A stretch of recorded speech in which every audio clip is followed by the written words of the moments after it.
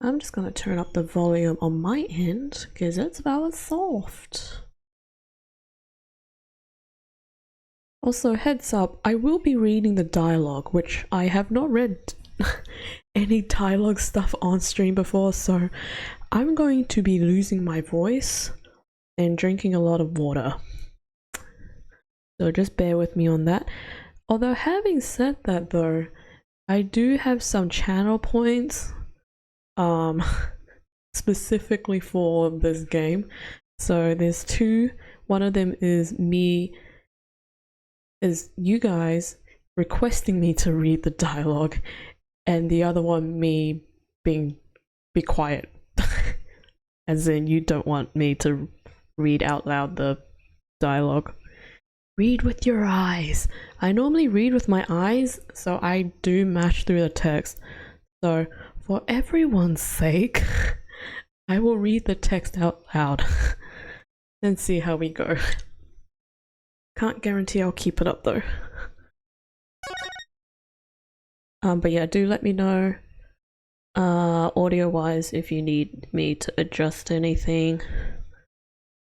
And yeah, sit back, relax, enjoy. If you fall asleep, I don't blame you. There's a lot of reading. Oh my goodness, can I not view it?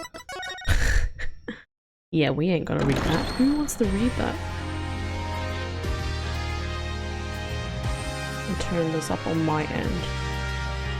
A bit soft on my end. Ooh, music though. Real nice. Oh jeez Louise, that was a bit loud. Music effects is loud enough. Vibration. No screen flashes. Subtitles. Text skip. Transparency. Wow, that's very high transparency. Let's go medium.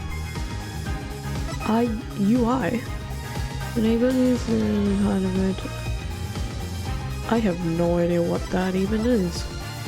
To show or hide the main text window and controls guide in most locations. I don't know. Erase the time length until the next dialogue. Oh my gosh. Displayed it. Oh my gosh, there's story mode. What?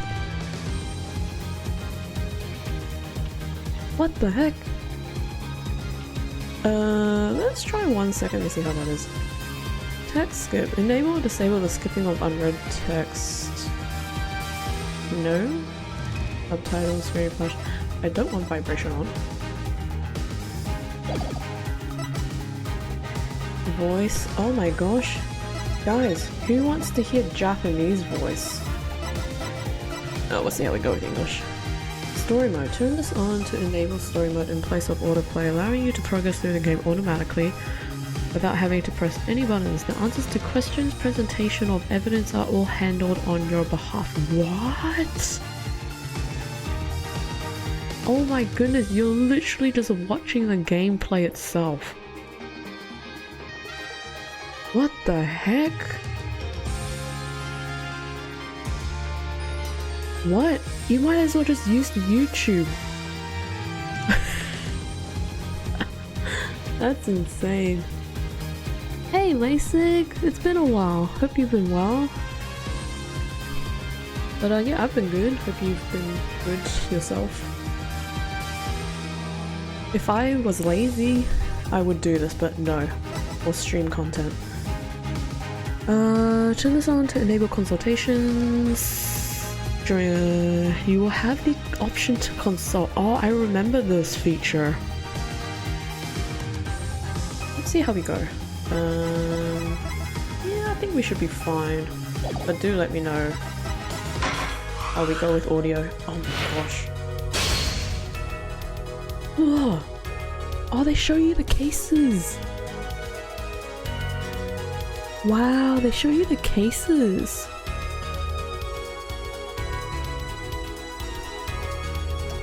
It's already spoiling everything for you guys.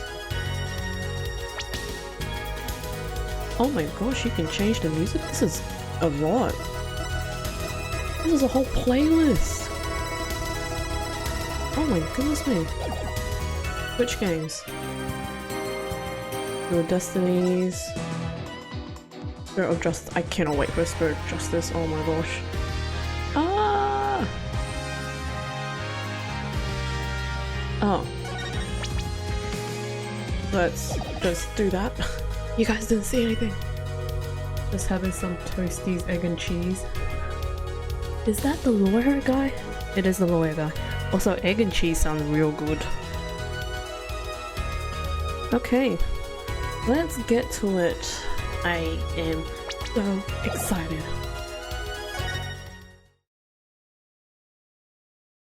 "2007? Oh my gosh, is that game that old?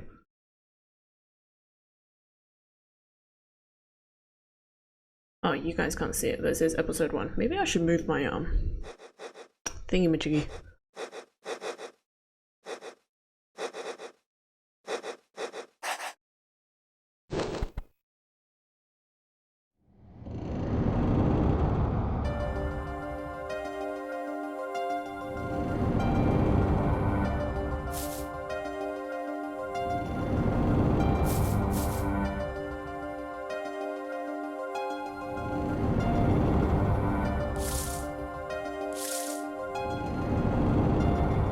We're too lazy to cook, so we're just making it. Fair enough.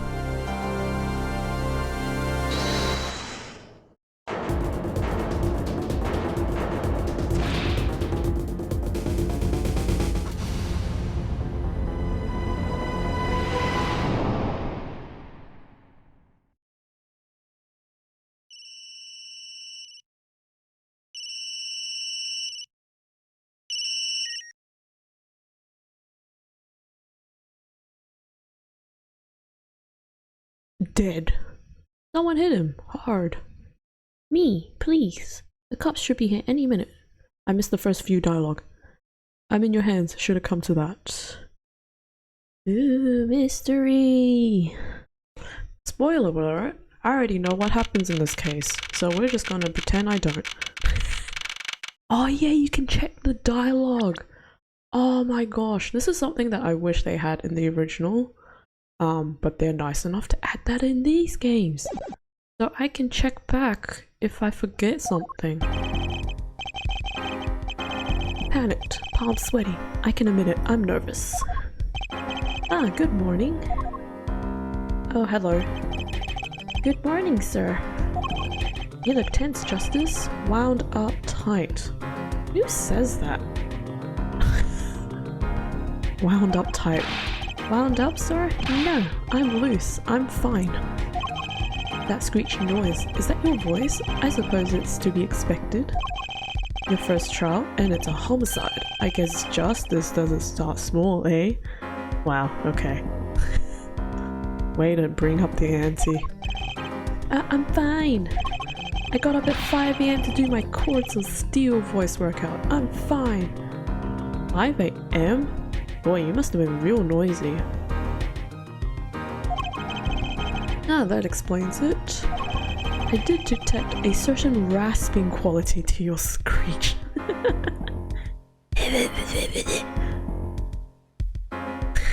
Don't suppose you have any good. Funny thing is that I also had Toasties for lunch. It's a toasty day for all of us. Also, hey Thick, how you doing?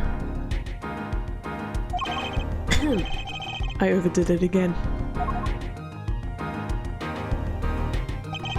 As you know, your client today is a good friend of mine. I'll give you guys a big clue as to who it is. He's a very famous person. Again, I just suppose there's anyone. 5 AM voice workout, his poor neighbor's legit. I wouldn't want to let him down if you get my drift.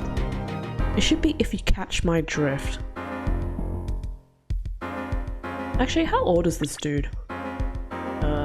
Is it this? There it is. Age 32. Oh, there's your spoiler right there. And this is the victim. Okay, anyways, he's 32. Drift gotten, sir. I'm all over that drift.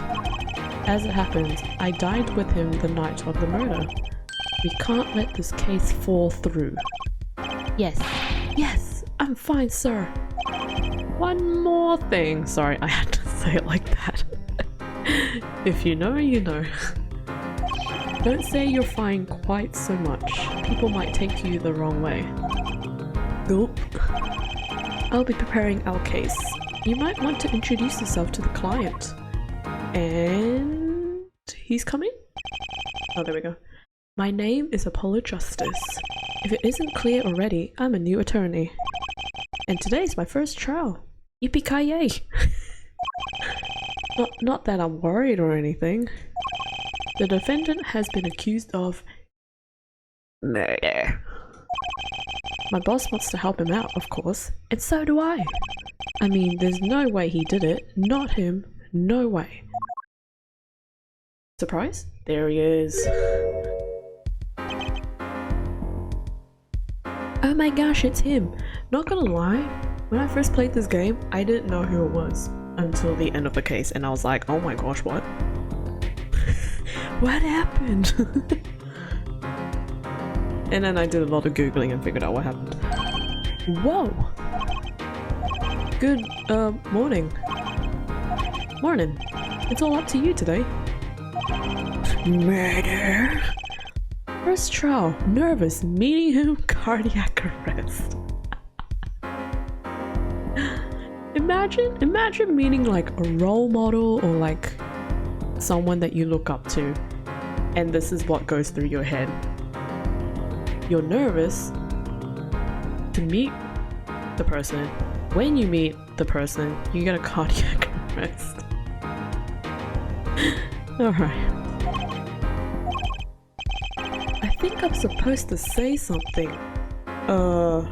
Help? So, you're fine. I'm fine. Nice job, Apollo. Ah, Mr. Fine, is it? I did remember you having an odd name. Oh, that's awkward. Well, we're off to a great start.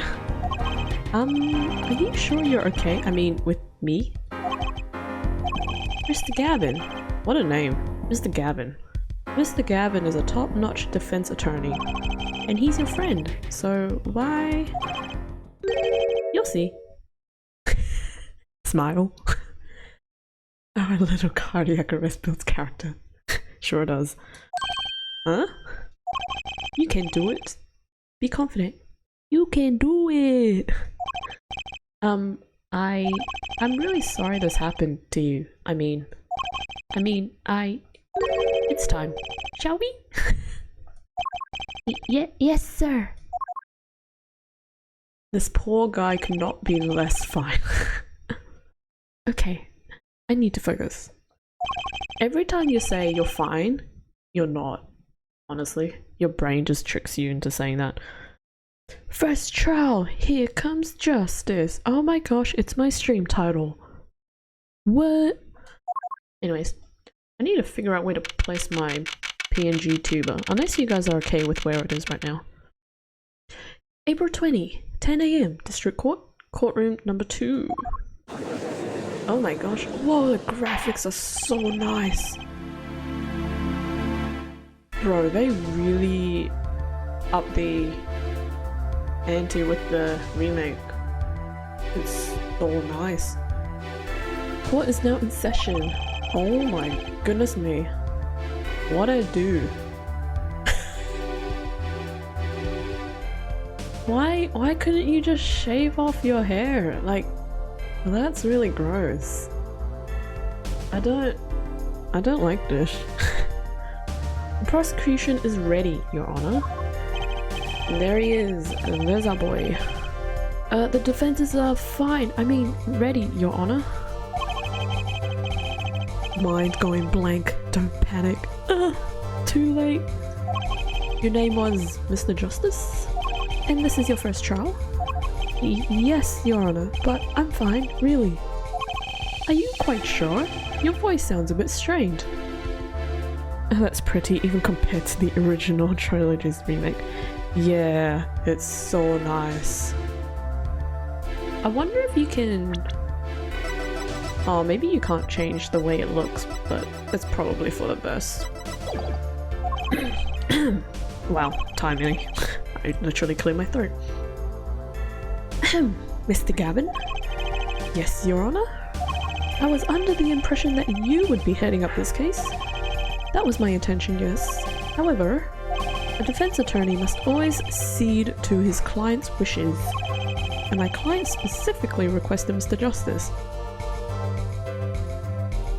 Okay. Sure. Well, of course he wants justice, but to entrust his case to this greenhorn? Why? Greenhorn? What the heck is a greenhorn? Hold on, let's Google this. Greenhorn. Meaning. Greenhorn. A person who is new to or inexperienced at a particular activity.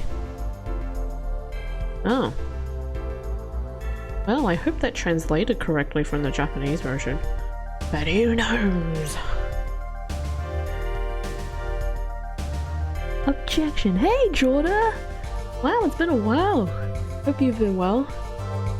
Listen, if my lawyer isn't called Justice, I don't want them. Fair. Just like how you want Phoenix right? Because he's always right. Okay. Anyways. I do not exaggerate when I say that you're the best defense attorney in town, Mr. Gavin. Okay, so Gavin's got trial experience, fine. But does he have cords of steel that I worked on at 5 AM? Then let's begin. The defendant may enter the courtroom. Ta-da! You love this game? I love this game series so much. I am so excited to, you know, get back into playing this. Again, in case you didn't see the pinned message, vague memories of some of the cases and their outcomes. Either way, this is going to be more or less a blind playthrough.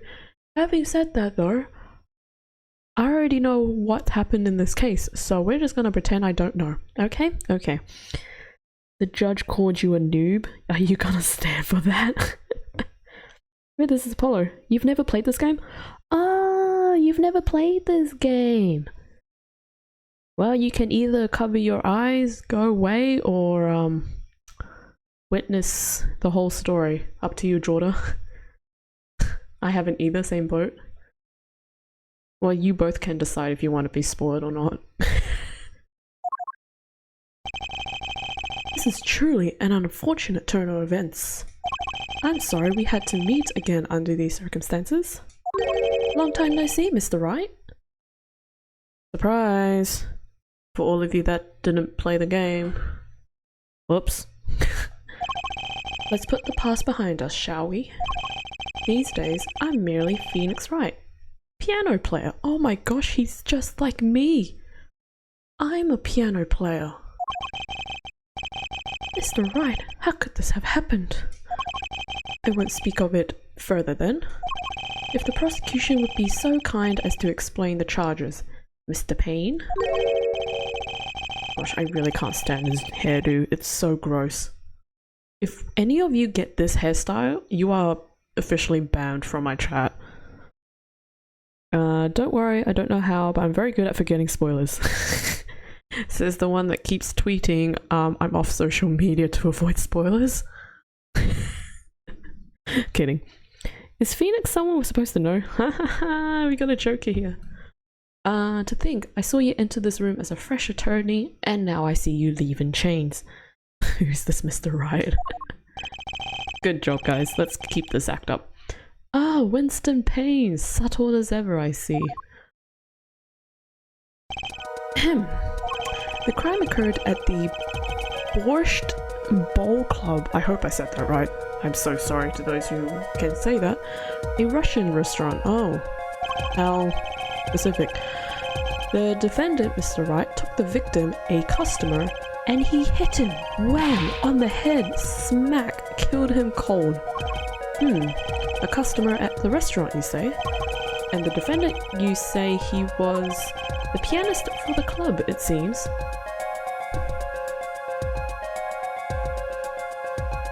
Sorry, I have to finish my tea, otherwise it's gonna get real cold. And it's already getting cold. Phoenix Wright? A pianist? This is the weapon that took the victim's life. A bottle of grape juice. Guys, anytime you see grape juice, run. Whether it's plastic or glass, just run.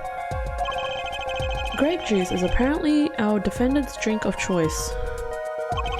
The court accepts the deadly bottle as evidence. See? Told you. Gotta run. Your friend was warning you about spoilers for P3. Oh, Persona 3. Yeah, I wouldn't really. Yeah. I still have not finished Persona 3, so I don't even know what's happening anymore. I don't even know if I want to replay Persona 3. Like, I'm not that far into the game, so, you know. It's another question of whether I should even play Persona 4 as well. So, Persona 5, I think, I don't know if I should have played first, but I was very excited for that game. So I may have just ruined Persona for myself. So I shouldn't have brought grape juice to the stream. Yes, probably. Deadly bottle. It's now labeled the deadly bottle. Added to the court record. Grape juice bottle used as the murder weapon bears the defendant Mr. Wright's print. Something to note, Justice. All evidence is filed in the court record. Make a practice of checking it frequently. The court record.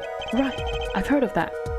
Use the R button to look at the evidence so far. I already did that. I'm like 2 steps ahead of you. I'm confident in your ability to handle this. Right, just use R. Yep. Sounds like it's time for some hands-on action. I already did that, so don't need to tell me twice. So the victim was a customer at this restaurant. Deadly bottle. But just who was this Shady Smith fella? Shady Smith. What a name. Just reading that out loud. Shady Smith. We believe he was a traveller, Your Honour. A traveller? According to his passport, he had been out of the country for a number of years. He had only returned to this country recently though his place of residence is unclear. And he had some sort of connection with the defendant. That too is unclear at present, Your Honour. His name is Shady? Oh my goodness! Not suspicious at all. We believe they first met at the Borscht Bowl Club, the BBC. I just realized its initials. What if we just call it BBC? Should we just do that? BBC. Okay. We believe they first met at the BBC on the night of the crime. That sounds so funny. If they had only just met, then why murder? Perhaps the victim slighted the defendant's playing. Let me just read that again. Perhaps the victim slighted the defendant's piano playing. Why is that so hard to read? Did I just have a wind stroke? And they accused Phoenix first. Yeah. Wow. The shady guy's dead, so Phoenix. That doesn't appear to have been the case. No, the motive had nothing to do with the defendant's lack of playing skill. Oh my gosh. Ouch. That's harsh. At least not piano playing. I'll let this photo explain what I mean. Oh, okay, good. Oh, interesting. As we can see, a game of poker was in progress at the scene of the crime. Wait a second. Isn't poker gambling?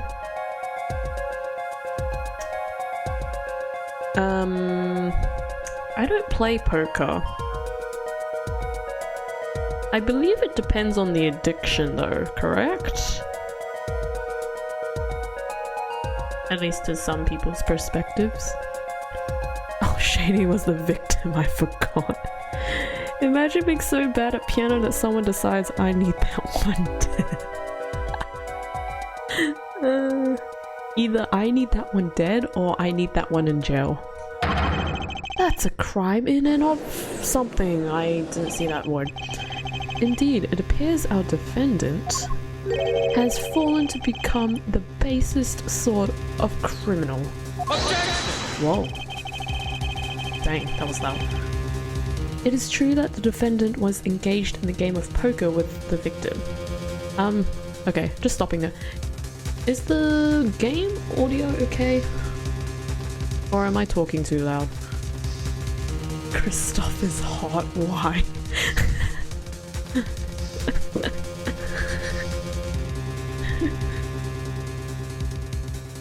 Wait till you see his other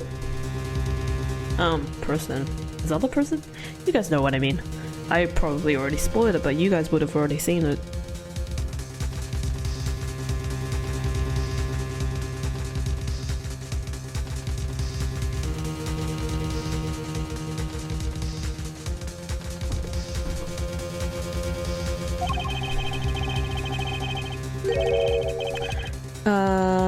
Audio is great on our end. Cool.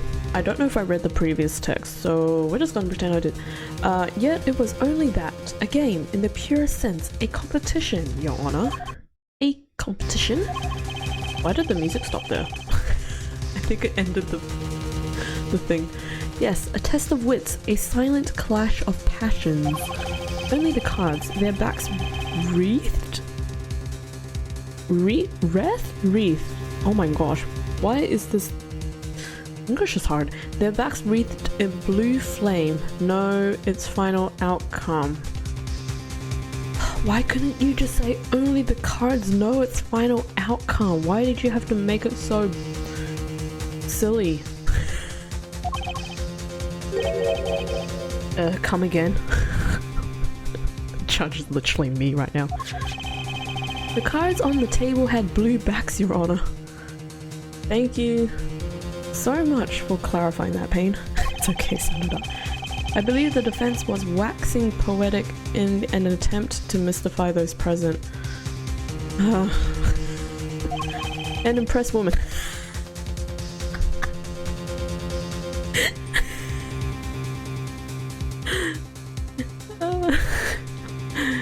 Yo, if you guys were automatically attracted to Christoph when he said that,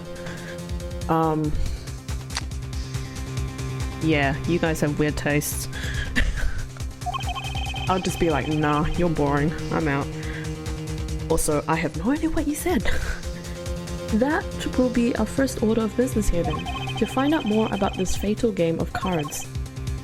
Thank you, Payne, for speaking English. Finally, someone that knows our language. Very well, defendant. You will testify to the court about the poker competition held the night of the crime. A pleasure. This is it. My first trial. Here goes nothing. I forgot how the trial music is like. So this is gonna be interesting. The competition.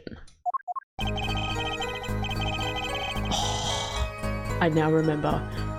I just got goosebumps. Oh, this is so good. Okay. I'm a pianist by trade, yet I can hardly play at all. Alright, good confession, Phoenix. My real job is to take on interested customers over at the poker table. The room where we play and the competition in there are the club's main attractions. The rules are simple. We play a game of poker using 2 decks of cards. That is all, a game, and our customers are happy. Smile. A pianist who can't play piano? Yep. Better than a oh my gosh. Better than a defense attorney who can't defend. Dang, Payne's just going all out. My gosh. The judge is not impressed. Very well, the defense may begin the cross-examination. Right, Your Honor.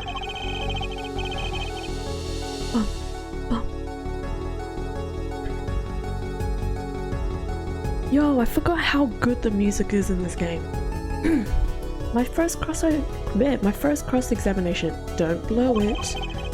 Are you alright? You're sweating bullets. Bullets? Where? It's a figure of speech, Justice. Your voice sounds strained and raspy too. My brain feels strained and raspy, sir. What a mood. You've watched me perform cross-examinations many times, though you've never done one yourself, have you? Care for a refresher? What to do? Should I ask Mr. Gavin for a refresher course in cross-examination? Sure. I already know, but why not? Bullets? You were gonna make a pianist right joke, but Payne just went for that throat. Legit. Arrest this Apollo. You both had the same mindset of saying bullets. Yes, teach me, I know nothing. Wow, what you should always hear from a lawyer. Alright. Indeed, your job, Justice, is to be mindful of the court record and the testimony. Look for inconsistencies, wow that's a word, in the testimony with what the court record tells you. When you found an inconsistency, that's when you present the conflicting evidence from the court record. But I didn't hear anything strange at all in the testimony just now. A good sign that you need to press the witness for more information. Press him? Don't let the fact that he's a remarkable man hold you back. Get more information. But isn't Mr. Wright my client? Well, think you can do it? Yes, thank you, sir. I think I can do it. I think you'd better, or we're gonna have a problem. No pressure. Just remember, find any inconsistencies, any lies in the testimony, and reveal them to the court. That is cross-examination. Learn it, know it, do it. Inconsistencies, lies? Phoenix Wright? As if Phoenix Wright would never lie, and it's up to me to prove it. The defense may begin the cross-examination. Alright, here we go. So... Here's my tray, you can't have a play at all. The drivers take games to the poker table. I guess... 2 deck of cards. What do we have in the court record? I haven't really looked into it. Cerebral oh my gosh, I can't. My brain's dead. Resulting from blunt trauma to the forehead. Okay. That one we can't really tell. I think we're just pressing for info. You can hardly play? Oh, I play sometimes, when customers demand it. Okay, so I play them one song, that's usually all they want. Was that supposed to be a boast just now? The title of pianist is a mask, a respectable face I wear for the world at large. Then why are you really at the BBC? My real job is... They pay you just to play poker? That would seem to be the case. I am a professional after all. There! Do I detect pride in that statement? It's just hard for an honest, hard-working member of society like me to imagine. Uh-huh. Yes, your imagination always was a bit limited. Man, these two are just bantering at each other. Oh my gosh. What? I've played poker for 7 years in that little room, and I've never lost. Once. What? You see why the customers come now? Defeat the undefeated poker champion. It's quite a draw. That is, I'm quite a draw. Okay. Wait, you've never lost once? Not even one time? As I said, I'm a professional. He's played poker for 7 years and not lost once. Is that even possible? Phoenix just throwing shade. Yeah, for real. Your imagination was always a bit limited, as was your Boris. my gosh. That is the best comment. Oh my gosh, that's hilarious. Oh, that's so good, Thick. That's so good. Let's press this. The room in the crime scene photo is an attraction. It has quite a history, actually. The BBC used it to be a gathering spot for black market types back in the day. Black market? All in the past, things like the black market are only on the silver screen nowadays. Suffice it to say that there were a lot of deals being made under the table. What? Right there in that room. A smoky room gambling hoods, you know. Just looking at this picture makes me feel bad. Thank you, Judge, for that comment. The bosses gather around the table, cutting deals safe from the eyes of the law. Meanwhile, a goon keeps watch through the small window. I can practically picture it now. That window does look like it would be good for keeping a lookout, but little else. This room had a few other tricks to it, though it was common knowledge to our regulars. At any rate, they come to play poker in a room steeped in history. Despite the dark past, it was all just good, clean fun. Please do not elaborate, Judge. Please don't. I wonder what happened to Phoenix. Oh, if you don't know the whole backstory, this is going to be so interesting. 2 decks of cards. A simple measure to prevent cheating. If you alternate 2 decks, no one can slip your cards. From the best defender the gaming industry has ever seen to a gambler. Yeah, pretty much. But yeah, his whole backstory from how he was a defense attorney to this is so crazy. I think they will tell you after this case. I can't remember. I just remember the end result. There's something else I noticed. In addition to the cards on the table, there are some lying scattered on the floor. The way I play, he's definitely gambling with the outcome of every case. Phoenix right, everybody. Precisely. Cards on the table, cards upon the floor, each one forming a complete deck. The crime scene painted blue by a sand sweep of cards. It's poetic, really. The picture is black and white. You can't see any color. Incidentally, we used 2 types of cards at the club. One deck was red, the other blue. As I recall, the poker you make 5 card... I could not read that. As I recall, in poker you make 5 card hands. I can see how it would be easy to cheat. Yes, a game of hands.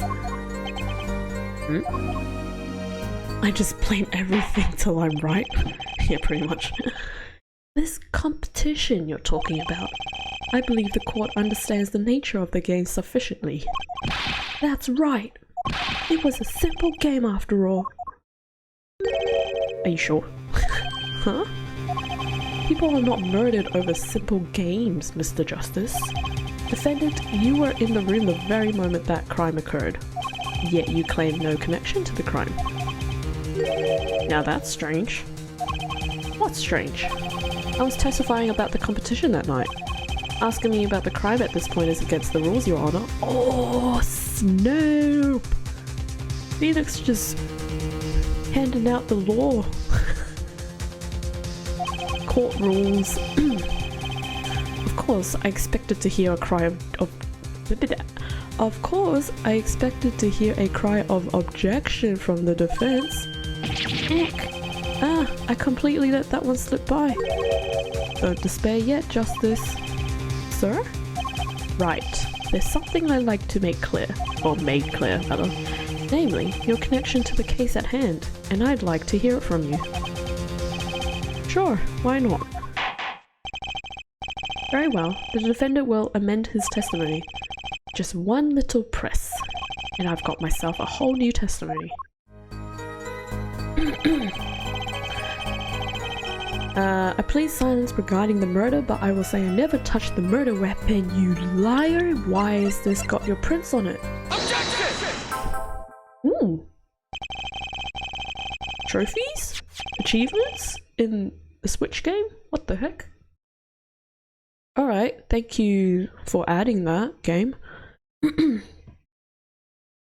So you say you didn't touch the murder weapon, this grape juice bottle? Right? So I said. Good. Something the matter, Mr. Justice?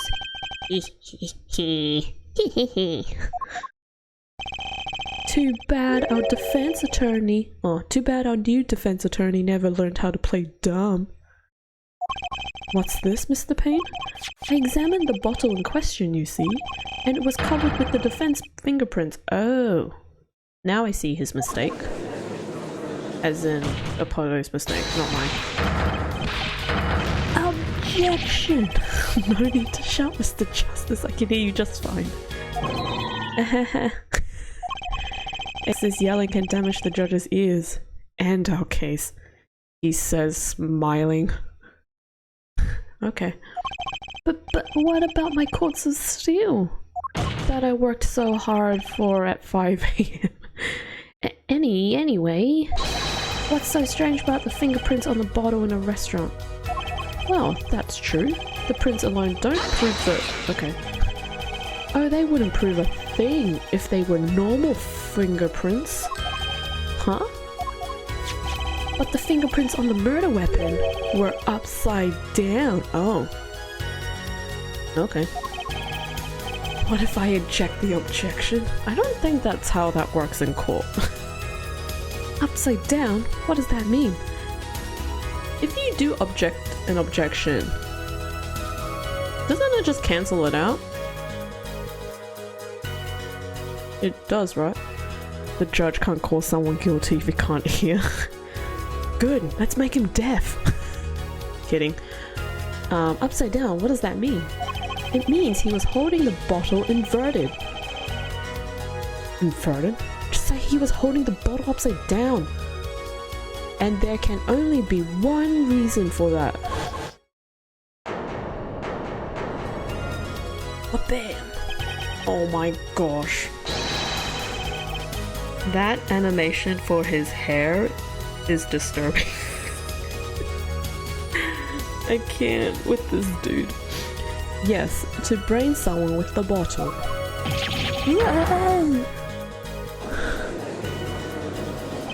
Mr. Gavin, I think things just took a turn for the worse. Oh? I see no problem, Justice. Huh? The only thing that matters is the truth. There's a good reason for everything. You'll see. Defendant! Can you explain your fingerprints on this bottle to the case? Or to the court? I stand by my plea of silence regarding the murder. Oh, snap. Phoenix being smart. That hair flip is gonna live in my nightmares. He's even worse than Phoenix in his first case. Whoa. Brain? Oh my gosh, what? We have a brain in the game and in the chat. For now. Not very cooperative, are you? This could hurt your case. I'm sure he's uncooperative because he's hiding something. There must be some reason. Your Honor, you seem to have forgotten something. And what might that be, Mr. Gavin? On the night of the crime, who was it who reported the murder to the police? Reported? Well, that was the defendant, Mr. Wright. But still, that... Really? Yes, well, according to the case file, the murder was reported from near the scene by a call from the defendant's cell phone. Near the scene? Let's take a look at the diagram of the murder scene, shall we? Oh, cool, we have a diagram. How confusing is this gonna look?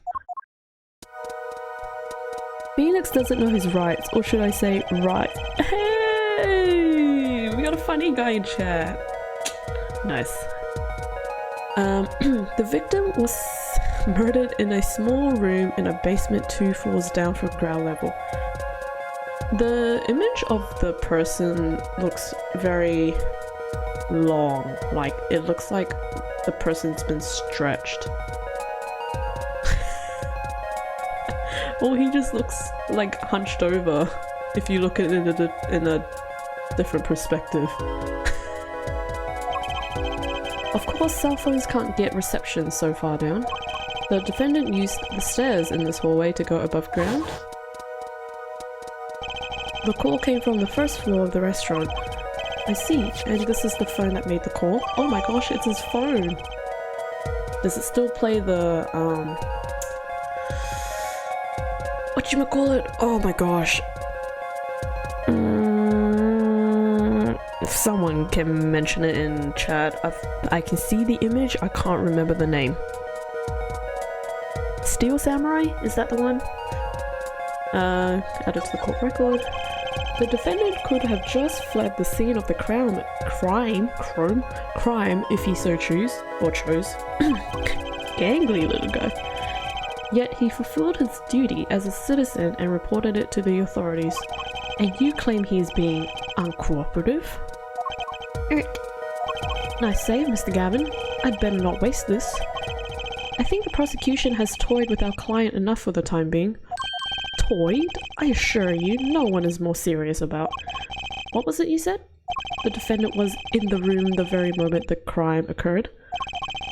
How can you possibly know this? That's a good question. How indeed?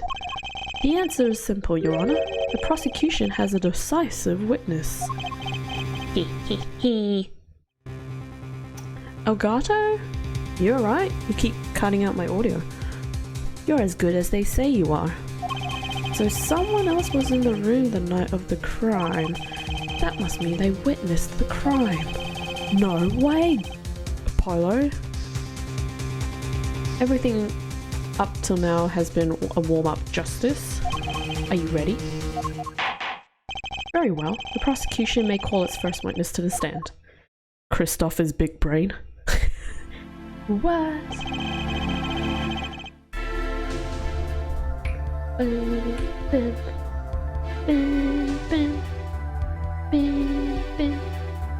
The witness will state her name and profession. Oh, hold on just a moment. Where's the... Mr. Judge, that is very rude to short people.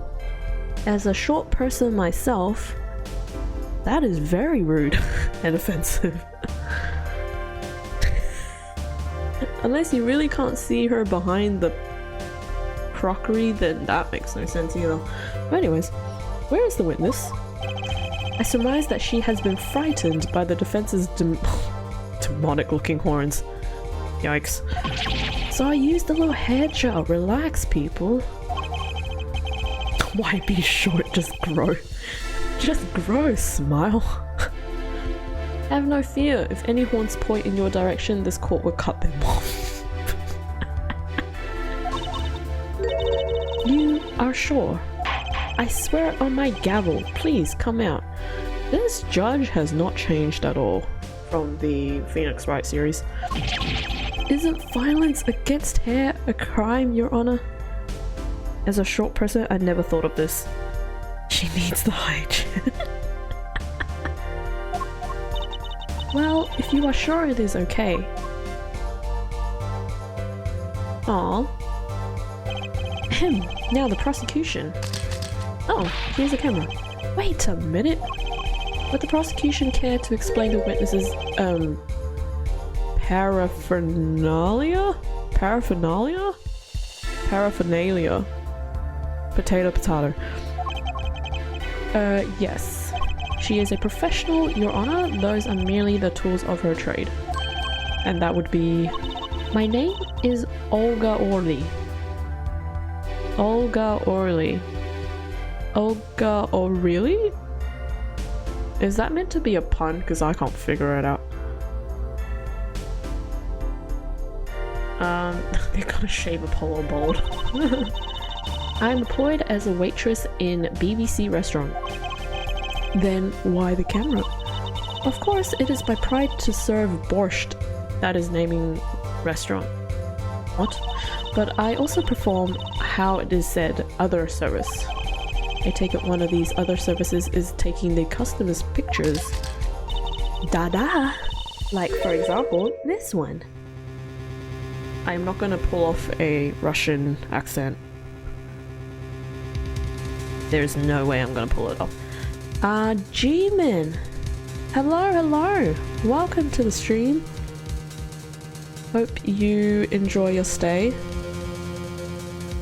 People in the chat, please make sure G-Man feels welcome. Why does she have to make it sound weird? Yeah, no jokes. That's the defendant? Indeed, on the night of the murder. I offer other services.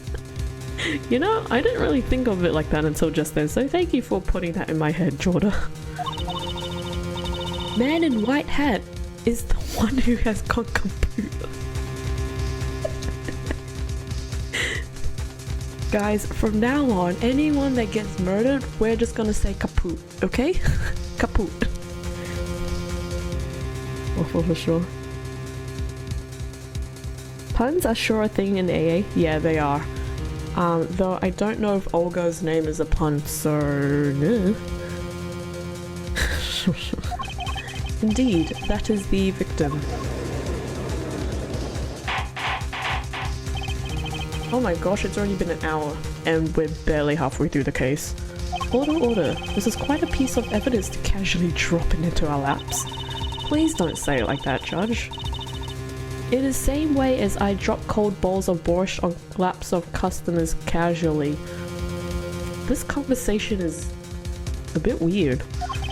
Then the court casually accepts this new evidence. Photo added to the record. I have to pee, Your Honor. Now witness, where were you at the time of murder? I was in room. The hideout, we call it. Okay, that one I understand. Excuse me? The hideout?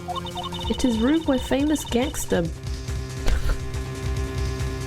It is room where famous gangster bad guy was arrested. Oh dear. Australia. It is actually nighttime over here. It is currently 7:49 p.m. Saturday. Is room where murder took place. What? Your look of utter surprise. It is lovely. Okay. Sure. I will post my courtroom door later for you. This is people this is like people right now when they take photos of you and they use it as like blackmail, quotes. You know, you like get a stash of people's photos like at their, like when they look really funny and ugly, and you just hold on to it. This is like that. For the public to see. You mean bad guy was evil? James K, have you played Investigations? I have! I discovered Investigations after I played Phoenix Wright, and oh my gosh, I really wish they put that in the remake, because that would be so good. It would definitely bring back the popularity again. And yes, my name is Kay. So there were 3 people in the room at the time of the crime. The victim, Shady Smith, Mr. Wright, and Olga Orley. I don't know, still don't know how to pronounce your name. Our witness. Kay's your favorite psychic. And if Mr. Wright isn't the killer, that means... Oh no, you're not gonna do it. You will testify to the court about that night's events. The witness testimony. That fateful night. That night, customer asked me to deal cards for a game. It was cold. Both players played with hats on, duh. Okay, thanks for that info. I know it's important, but thank you again. The victim, he plays whole time with his hand on locket at his neck. Then last hand is done, but something terrible has happened, duh. That man flew at victim and is strangling him to death. Oh, okay.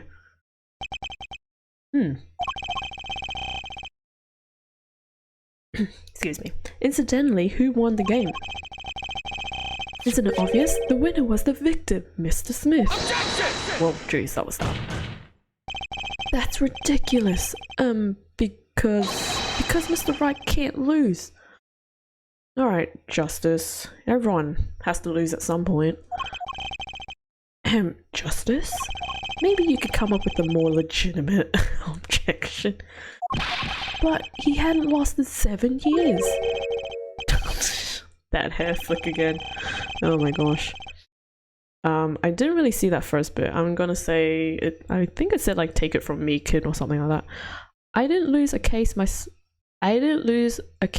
first 7 years as prosecutor either.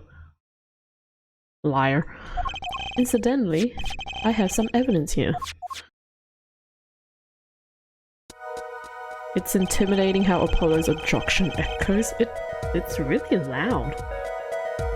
These are the poker chips as they lay the very moment of the crime. The hand and chips on this side belong to the defendant, Mr. Wright. Those on the far side belong to the victim, Mr. Smith, Mr. Shady. Same. Chips, you say? Duh, I mean yes. Imagine that poker is war.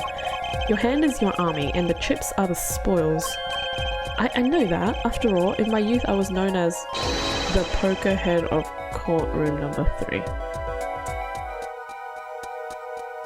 The judge basically admitted that he was in gambling. Or involved in gambling. And yet he was saying earlier that gambling is illegal. The heck? Payne didn't lose a case in 7 years. I do not believe that. Yeah, no, he's definitely lost multiple times. I think he means poker face. Looking at this picture, it does seem that most of the chips are on the victim's side of the table. Chips photo added to the court record. Very well, the defense may cross-examine the witness. Okay, now from now on, everything's a bit of a blur. It's cold, the players wear hats. Players hold time with his locket. And last time is done, but something terrible has happened. Oh, okay, we'll get to that later. His locket? I really should press from the first statement, but I can't be bothered. I believe it was good luck charm, duh. He gripped it many times as he played that night. Yes, he must have felt as though it might carry him to the moon and the stars. Alright. Though if it were small enough to fit around his neck, it wouldn't have left much lift. Oh, this judge. The defense would like a clarification. This is a locket we're talking. I get it. The judge thought it was a rocket, not a locket. Oh my god.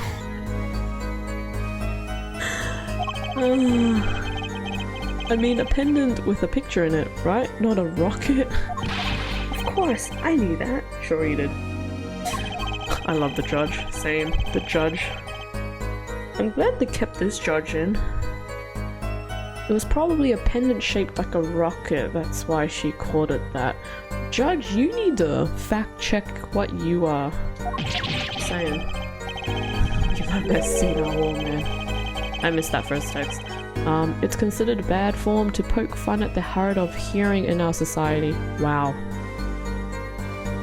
Okay, everyone's just going real harsh at each other. What are these comments? The judge is just a random guy they stole off the road and stayed for 50 plus years. Hard of hearing or hard of understanding? Oh, okay. Wow. So what happened next? Okay. Alright, let's go back to the beginning. You were dealing cards? Do you do this often? Duh, I am doing this. If customer wishes it, I serve anything. Borscht, cards, more borscht. Just pretend she didn't say that first half of that sentence. It is my work. It's good to hear of a place that hasn't forgotten the meaning of service. Oh, hello. Welcome to the BBC, where borscht is as warm as the waitresses. Okay. Alright. Thank you for not handing out flies during the cross-examination. Hard of hearing? No, judge is off. Hard of thinking. Thanks, Appa. It's already April. How could it be cold? At BBC, we have pride on authentic rustic Russian restaurant theme. That was an alliteration, my goodness me. Outside it is city in spring, but inside it is always as cold as Mother Russia. No way am I going there. When it comes to hot borscht, cold is best seasoning, duh. I don't know what borscht is. What the heck is borscht? I don't even know if I'm saying it correctly. 50%. Something terrible. Your defense will refrain from needless shouting. Alright. Sorry. I need to seriously reconsider this vocal training thing. Yep. Maybe don't do it at 5 AM. That's a start. Now, Miss O'Reilly? I don't know, I still don't know how to pronounce your name. Can you tell us what happened? Oh, I was so frightened, duh. I trembled with fear.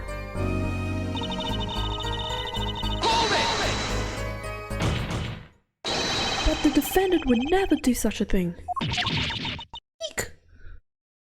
Well now, I can't say I've ever heard the defendants try this tactic. Okay, Judge, where are you going with this? If possible, please, refrain from embarrassing me. Yikes. Still, why would anyone do something like this over a game of poker? Borscht is a hearty beet soup with cabbage, potatoes, and garlic that's popular in Eastern Europe. That sounds really yum.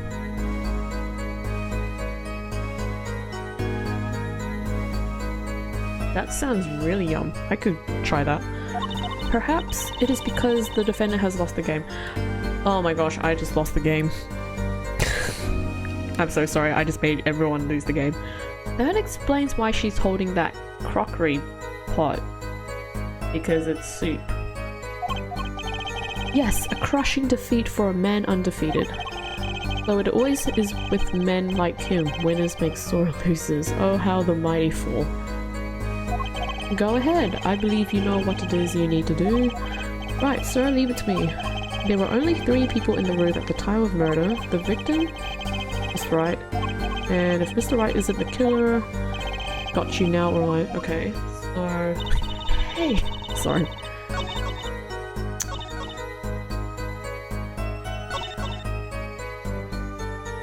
What's in the court record?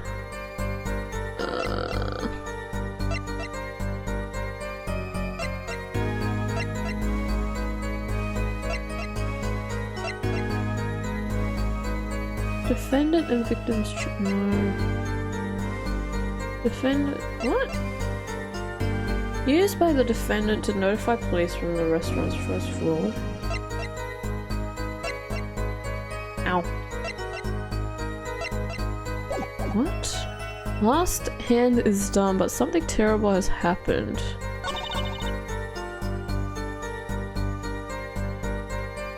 He didn't get strangled. Oh really? Strangled, you say? That's odd.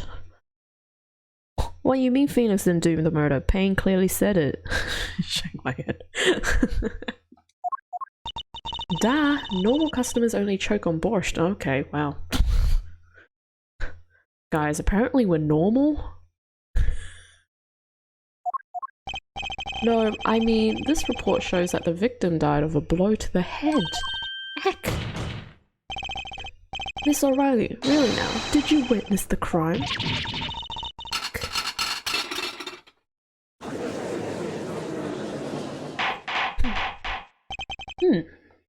Looking at the picture, it doesn't seem like he was hit. He's still wearing his hat and everything. Yet, it is a fact that he was hit, Your Honor. Oh. Ouch. Here's a photo we took of the victim with his hat off during our investigation. Well, that's quite shocking, isn't it? This head certainly was hit. Okay, Judge, you need to catch up. Crime 2 photo. If you somehow choke on a bottle, that's on you. But I have seen it happen. The defendant, he lunged at victim, his neck. Oh really, Miss I think it's Miss O'Reilly, because it's O'Reilly, Miss O'Reilly. Olga or really? I don't know. I think I've caught you in it. I think I've caught you in your own lie this time. I think it's time to retire. Justice? I admire your enthusiasm, but perhaps you should think this through once more. What do you mean? I found a contradiction. There's one thing in her testimony that troubles me. Very well. It seems we should continue the cross-examination.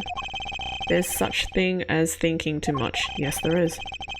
This horse is dead? Let's stop beating it. Wow, okay. What a phrase. There's such thing as thinking aloud to... Okay.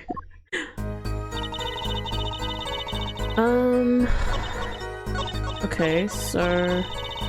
Oh, there we go. After defendant tried to strangle him, he hit with bottle. You didn't say anything about hitting before. So sorry. I must be forgetting this, duh. Witness, you will take greater care with your testimony.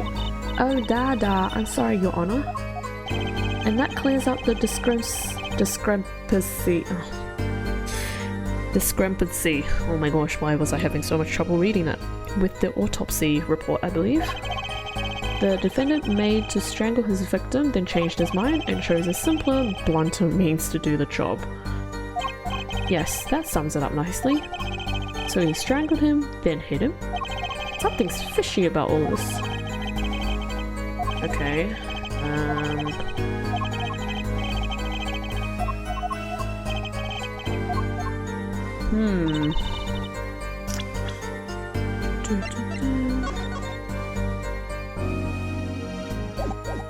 Is it the there's no strangle mark, I don't think. Yeah, it doesn't look like he's been strangled. So... do I... present this?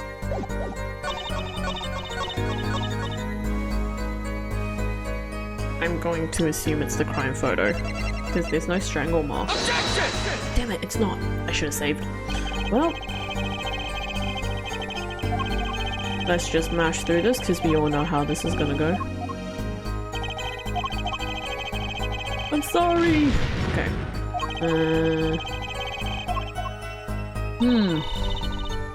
Let me, save. I haven't made a save yet. Oh my gosh, how many save slots are there? There's 10. Guys, pick a number. 1 to 10. For the first game. Which save file?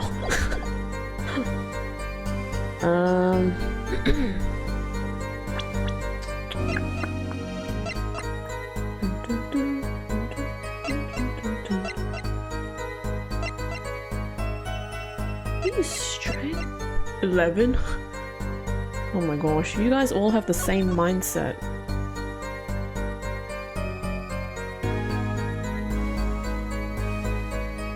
There's a locket. He doesn't have a locket here. Interesting, but I feel like that's for a later thing.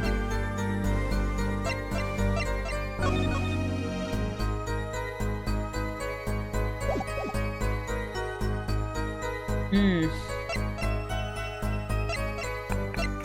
23. Oh my gosh. So 23 minus 11. 12. That still won't work. What am I missing?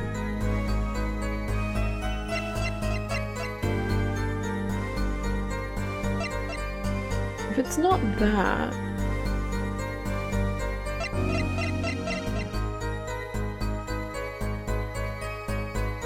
he hit him with bottle. Oh my gosh, you can analyze it. Oh, yo! Grape juice. How long has it been since I drank grape juice? Apparently, it's Mr. Wright's favorite drink. Wonder how it goes with borscht.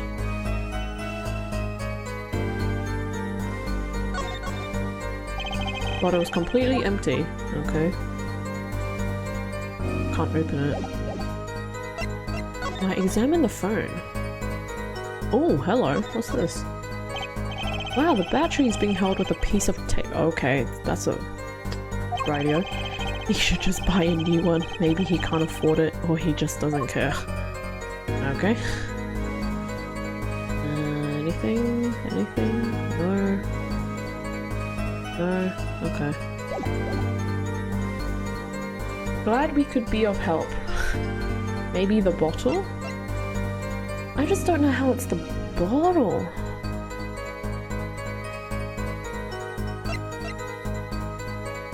Glad we could be of help. No, guys, seriously. Which file? Which file?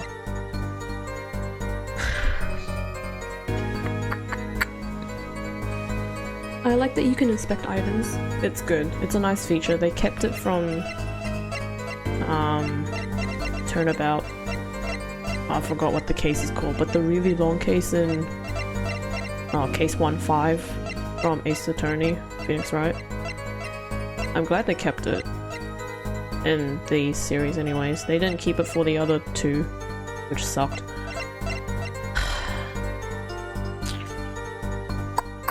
I don't know what it could be.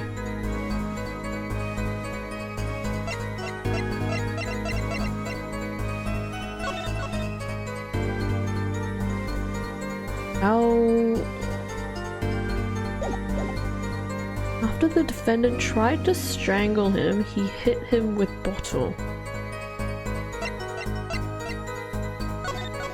Wait, that's the wrong one.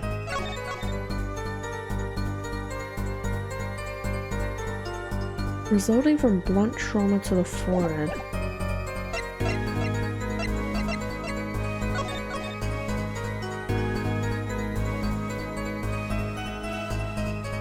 Look guys, Phoenix is wearing sandals. Oh my goodness, you can see his feet. Womp womp.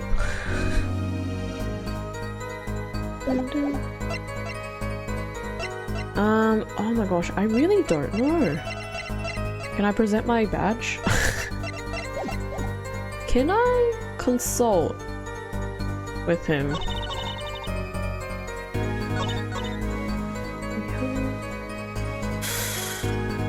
Feet? You guys are being slow. Let's go 1. Let's be boring. Gotta duck out, have fun with the old man. They pulled out of retirement home to judge this case. Thanks, Dick. Hope to see you around soon.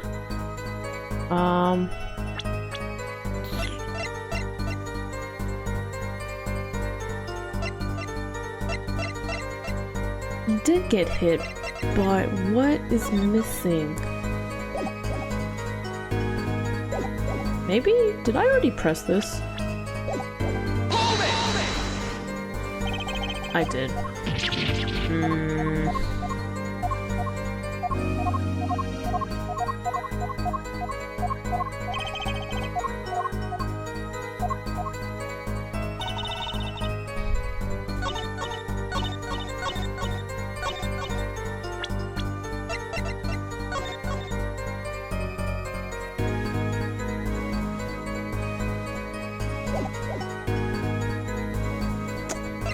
I'm actually stuck.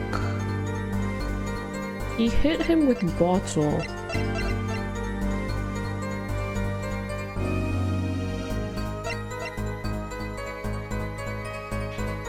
I don't know if you did that. I did do that, but place was locket on his neck. Is it the locket? Oh wait, no. Is it the locket? Because I'm as clueless as you are. I wonder if it's the locket because he's wearing it in one photo and then he's not.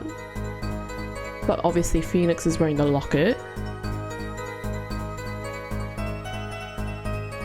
Let's just try that.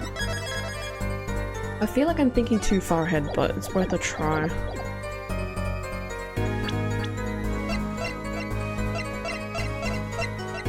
If it doesn't work, we're just gonna reload the save.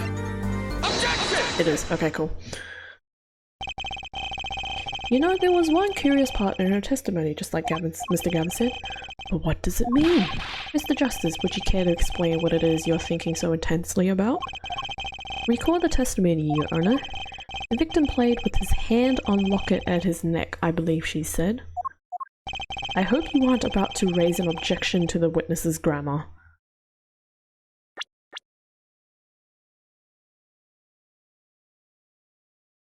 I mean, it made sense. No, but look at this photograph. Look at this photograph. Do you see a locket on the victim's neck? Well done, Justice. I'm impressed. I knew you'd be able to handle this. I managed to get there. But what does it mean? If we are to believe this witness's testimony as is, then the locket disappeared following the victim's death. No, it didn't. Lockets don't just disappear, Your Honor. It's quite simple when you think about it. If the locket is gone, someone must have taken it off, no? Taken it off? Wait, you don't mean... The defendant wasn't strangling the neck of the victim at all. He was taking off his locket. Wouldn't that explain it? Ah. The defendant! What do you have to say to this? Oh look, there's a locket. Hey. Yes? I just noticed this, but... You have something hanging around your neck, don't you? Huh? You mean this? Yes, it's a locket with a photograph in it. A photo of my daughter. Come again? Mr. Wright, you have a daughter? We confirmed it at the time of the arrest. The picture in the locket is indeed Mr. Wright's daughter. Surprise! So Mr. Wright has a locket too? Why don't I buy that this is just a coincidence? Winky dinky. Well now, if the results of this poker game led to the murder, perhaps we should hear a bit more about the outcome of the game. But the testimony won't really be necessary. It's clear the defendant lost badly. I don't know how poker works, so yeah. This is looking a bit confusing to me. Is this a rerun? Kind of. I played the games when they were on the DS. But I don't really have much memory of the cases, as I have written in my pinned message. Both are full house, but 7 is lower than king. Oh, so aces are... Oh, I see what you mean. I see what you mean. Thank you, Jordan. Oops. Miss O'Reilly. Oh, really? You will testify to the court about the gameplay between the victim and defendant. Oh, she just had ellipses. That's fine. Duh. Ah, old timer. Witness testimony. Serious competition. The game began with 3,500 point in chips for each man. I was gonna say 3,500. House chips come in 2 sizes, small and large. The one who was winning, it was the victim. For last hand, defendant played with all chips on the table and lost. The moment loss was decided, defendant grabs bottle from table and... Indeed, looking at this picture, it does seem to be a one-sided game. As the court knows, poker was the defendant's life. Failure must have been a bitter pill to swallow. Ah, how many times have I heard these words? I've done it in a fit of anger, Your Honor. What? I done it in a fit of anger, Your Honor, and now I regret what I done. Your Honor? What the heck? A common tale but true. Methinks the judge watches too many on court. Alright. Mr. Wright said he hasn't lost in 7 years, so this testimony must be wrong. Oh, now you come to realize that? Apollo? Okay. The game began with 34 each man. House chips come in 2 sizes, yep. What's the victim? You're telling me that Mr. Wright, undefeated for 7 whole years, was losing? Duh, it must have been most unlucky day for him. I am glad I did not take other photo of him. It would break camera, certainly. Okay. the chips, they weren't always to the victim's side of table. So you're telling us it was a one-sided game? Duh, one-sided and...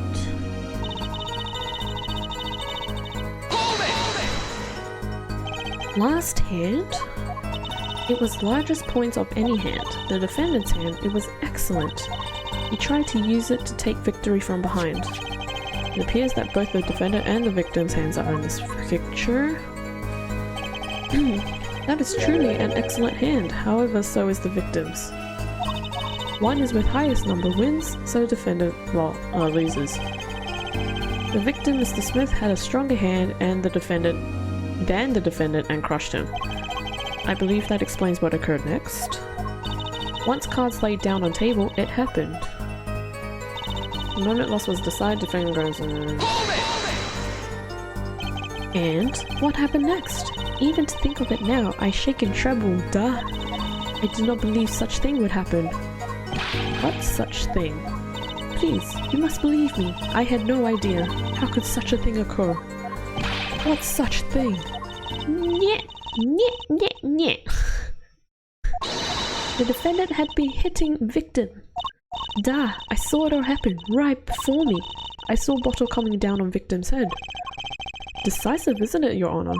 My witness saw the very moment of the crime. Remember, your first goal is to gather information. Yes, I know. Look out, contradiction. Here comes justice. Okay, we're just gonna press the first two statements. Are those the usual starting points? Were there any special rules used? No, not special. Usual game, usual rules.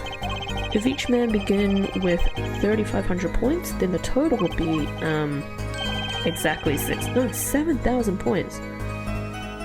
Please, this isn't calculus. It's not even long division. Alright, Apollo, not everyone's good at math. Most chips come in two sizes. Are the chips in this photo all the chips that were used?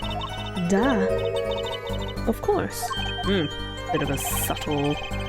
Something's fishy with these chips. Should I press harder? Press harder. Maybe you could explain about these chips? Explain? What is there to be explained?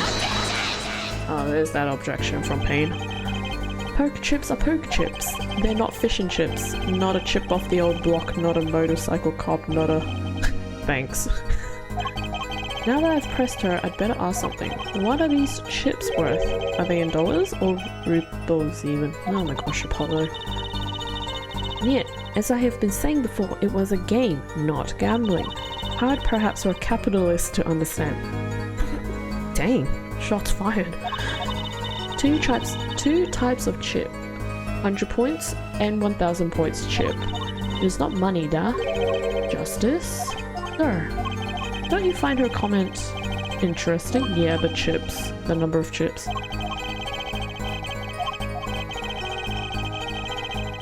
Added to the testimony. Yes, I do think this deserves further scrutiny. Add it to the testimony. I wish I knew where this was going. Very well, witness, if you would be so kind. Duh, Your Honor. One kind of chip is worth 100, the other kind is worth 1,000. Two kinds in all. Mr. Gather said this testimony is important. To be honest, I have no idea why. Mr. Justice? Do the court a favor and think of what you want to say before raising your hand. We are not in kindergarten.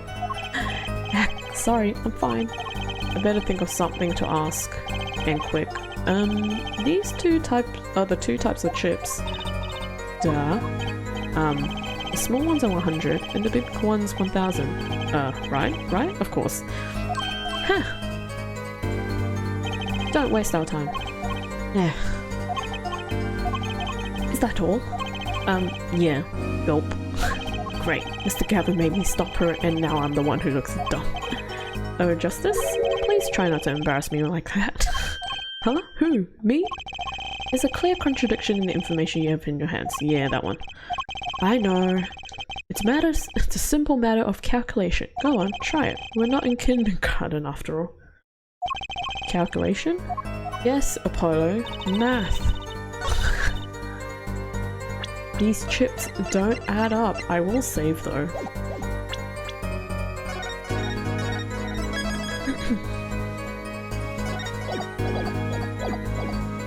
The chips, they don't add up. I have to do math? Yes, you do. You're sure it was the victim who won? Oh, true. Could have. Oh, true. Could have been Phoenix. Huh. It could have been Phoenix. That is interesting. Absolutely sure. It seems our new attorney is a bit confused. A glance at the picture is enough to tell you who won, if you're not in kindergarten. Why does everyone keep saying that? Just for safety's sake, could you explain the problem to the court? Of course, Your Honor. In this photo, I see small chips and I see large chips. Tell me, which were worth 1,000 points? Why, the big ones, of course. Duh. Oh, I thought so too, but then the totals don't add up. The totals? Let's review what the witness told us. Each man started with 3,500 points in chips, and the combined total of value of the chips was 7,000 points. Yes, if my calculations are correct. Let's see, 3 plus 1, carry the 5. Okay.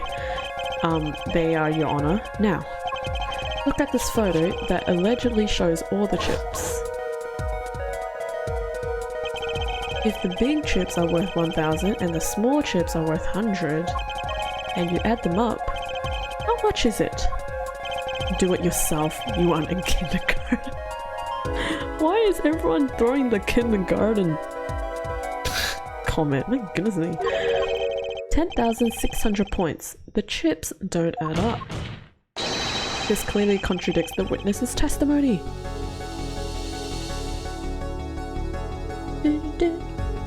Nice bop. But why? How could this be? Exactly, Justice. Now that you know the what, you must determine the why. Right, there's only one possible way to explain this. Starting points were wrong. That wouldn't make sense. Chip count was wrong. Both were right. The one-time math saves your life. The chip count was wrong. The odd thing here is the number of chips, right, Mr. Gavin? Why are you asking me? Oh, maybe not. Whoops. Just kidding. Look at this photograph. Maybe it's both. Maybe it is both. Or starting points were wrong. Both were right. Both were right? Each man began the game with 3,500 points. If all the chips are indeed shown in the photograph, then there can only be one answer. Well, what is it? The value of the chips was the other way around. What? Want to know what I think? The small chips were worth 1,000 points, not the big ones. Madness! Utter madness! Show me that photograph of the chips again. There are 6 small chips and 10 large chips. Why, that does make 7,000 points when you add them up. Excellent work. I just said that in a really Kiwi accent. Excellent work, Justice. It's almost as though you figured it out by yourself. Well, I'm just glad I was the one who said it. But wait, there's more.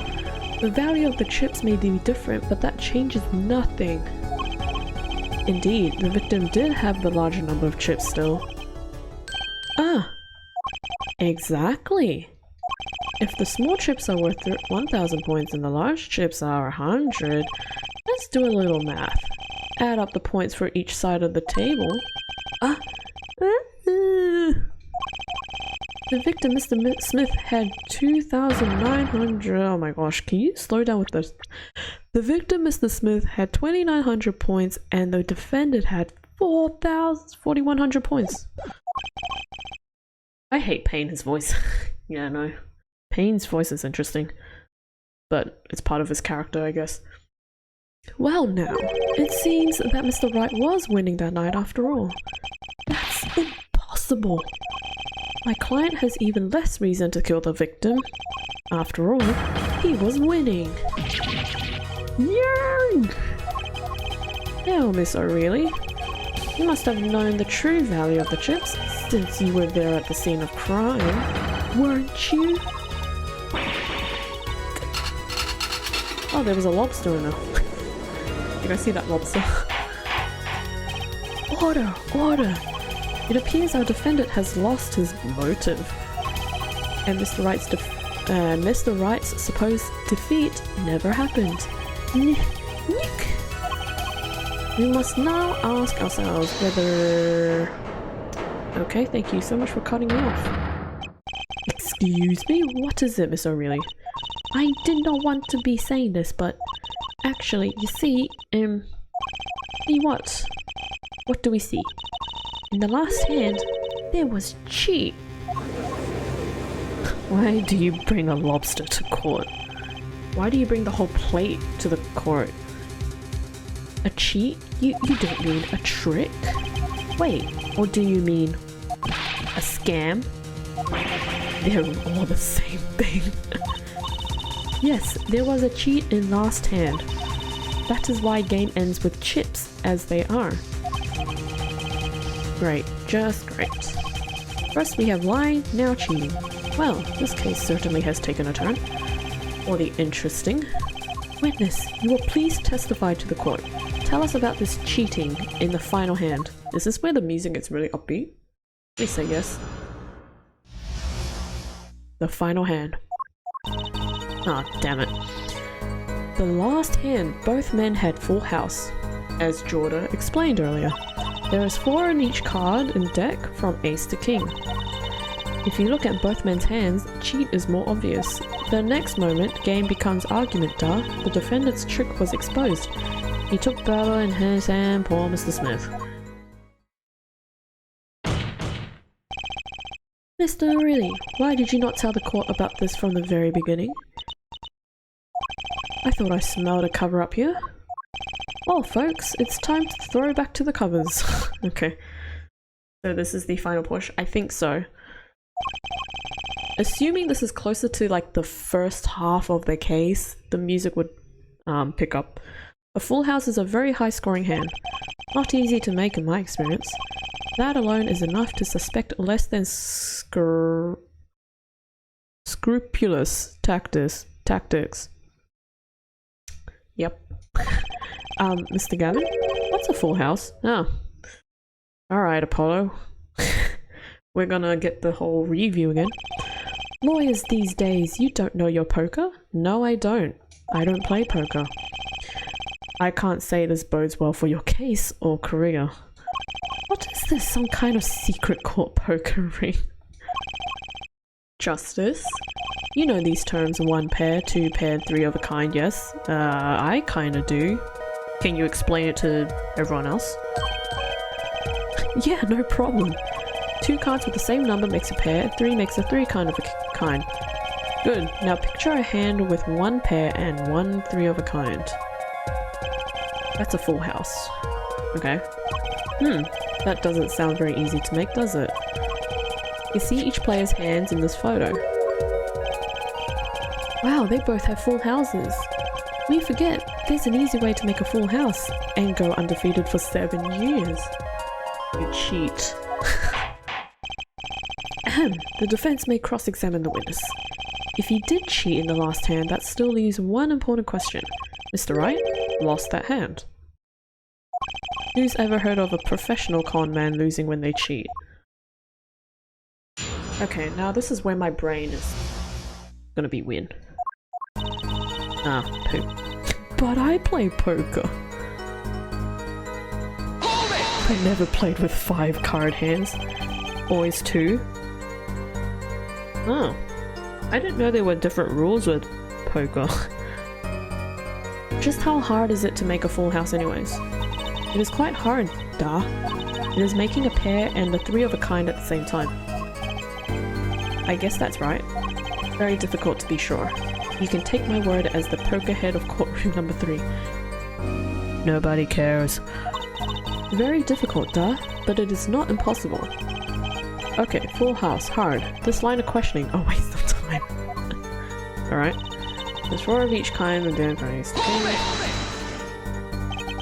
2 is believed called Texas Hold'em. Oh. Interesting name. 4 of each card, you say.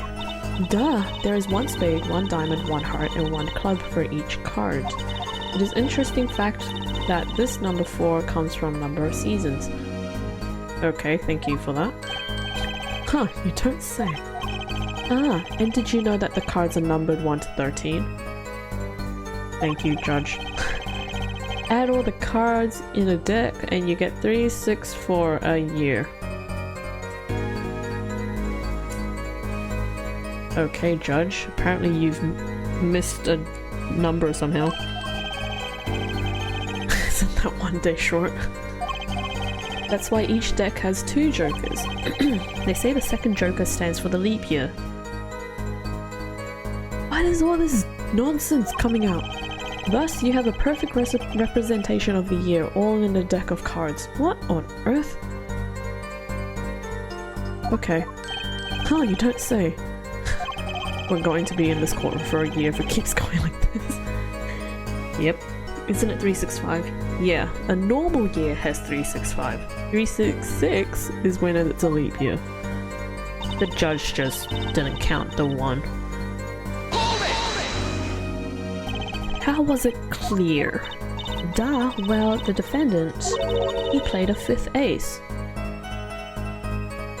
He did? 1, 2, 3, 4.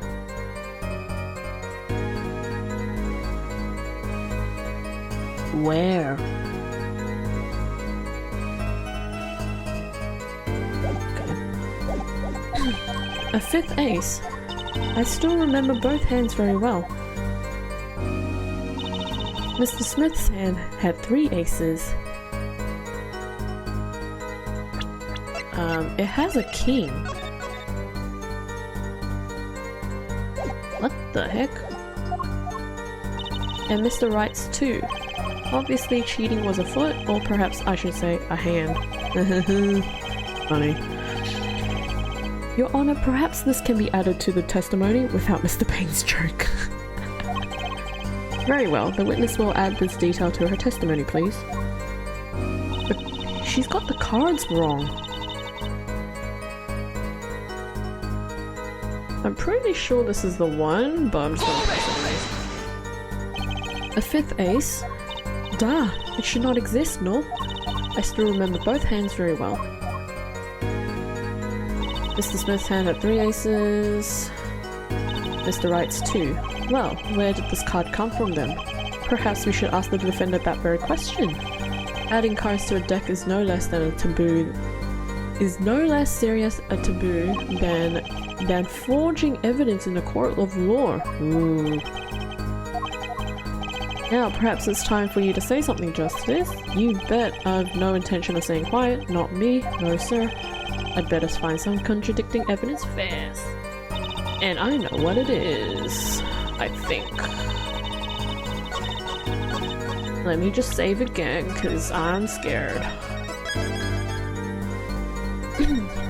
By the way, it's nearly 2 hours and I have not even made it to the climax. Yet.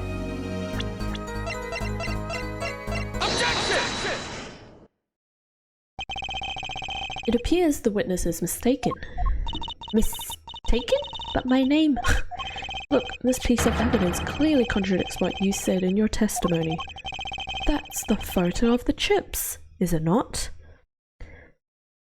Think Texas Hold'em is less common in Europe? Ah, fair enough.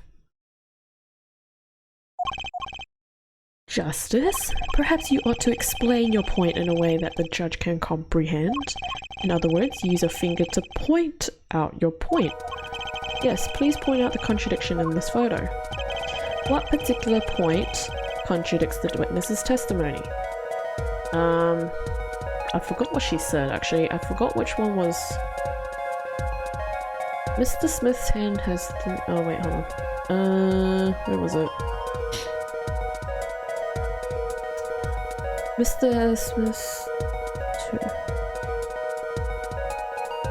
Pretty sure it was the king. That's this. So really, in your testimony, you made the following claim. Gima, in the Netherlands, Texas Hold'em is the most common way. How many different ways of poker is there?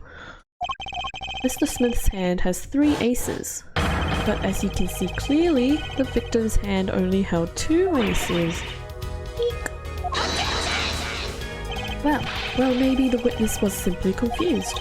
Perhaps it was the defendant's hand that held the 3rd ace in question. Take another look at the evidence.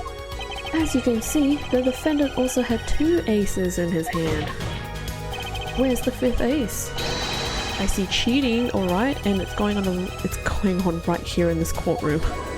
Okay. 2 aces in each player's hand does make 4 aces total. Good job, guys! The judge knows how to math. I only know 5 hand and 2 hand. Ah, are those the only 2? Hardly proof of cheating. Wait, please. It is true. I have seen it. The 5th ace. There was cheating, I swear to you. That's odd. She must be lying. Yet she's the most sincere I've ever seen her all day. You're right to trust your instincts, Mr. Gavin. Who knows what lies in store for us in the trial ahead? Your Honor, if I may, I have a suggestion.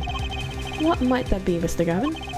If you don't mind, perhaps we might examine the actual cards? The cards? Mr. Payne? Oh, one of them is going to be a different color. I had that in the back of my mind because they said earlier that they play with 2 different decks. So I was like, where's this going? And then I realized, different colors. Mr. Payne? Yes? The players' hands that night were set aside as evidence, were they not? The defense would like to request that the cards be shown to the court. Very well, the prosecution will submit this evidence. Which will you examine? The victim's cards or the defendant's cards? If these cards don't prove cheating was going on, nothing will. Now, which of these hands is more suspicious?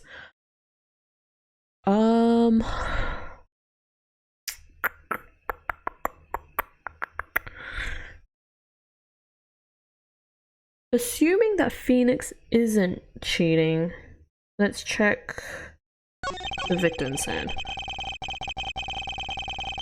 It was the victim's hand that changed over the course of the witness's testimony. The defense request... maybe it was Phoenix's. There are a lot of ways, most of them seem Japanese. You get 12 different ways. Oh my gosh, there's 12? That's a lot. Get to it. Okay. I hope it's the victim's hand. We can examine... Yes, I already know this. I'm like 2 steps ahead of you again.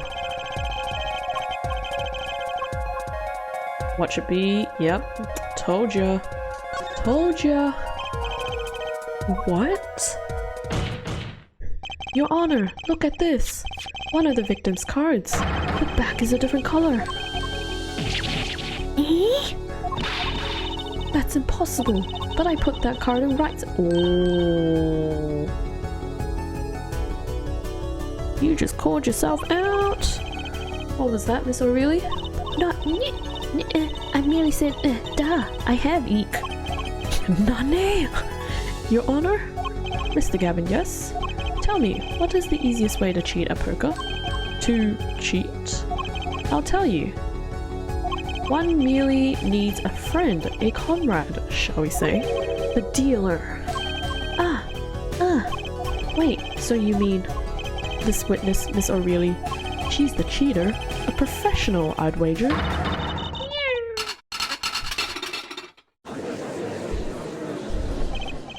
Order, order! Focus, Justice. Time to take out... I was gonna say time to take out the trash. That's a bit rude. Focus, Justice. Time to take advantage of her... of her mistake. Okay, that was even worse than what I was even gonna say before. Okay. Your Honor, please record the testimony we just heard. That's impossible. But I put that card in Wright's hand. Ergo, Miss Olga O'Reilly conspired to cheat, not with my client, but with the victim, Mr. Shady Smith. Ooh.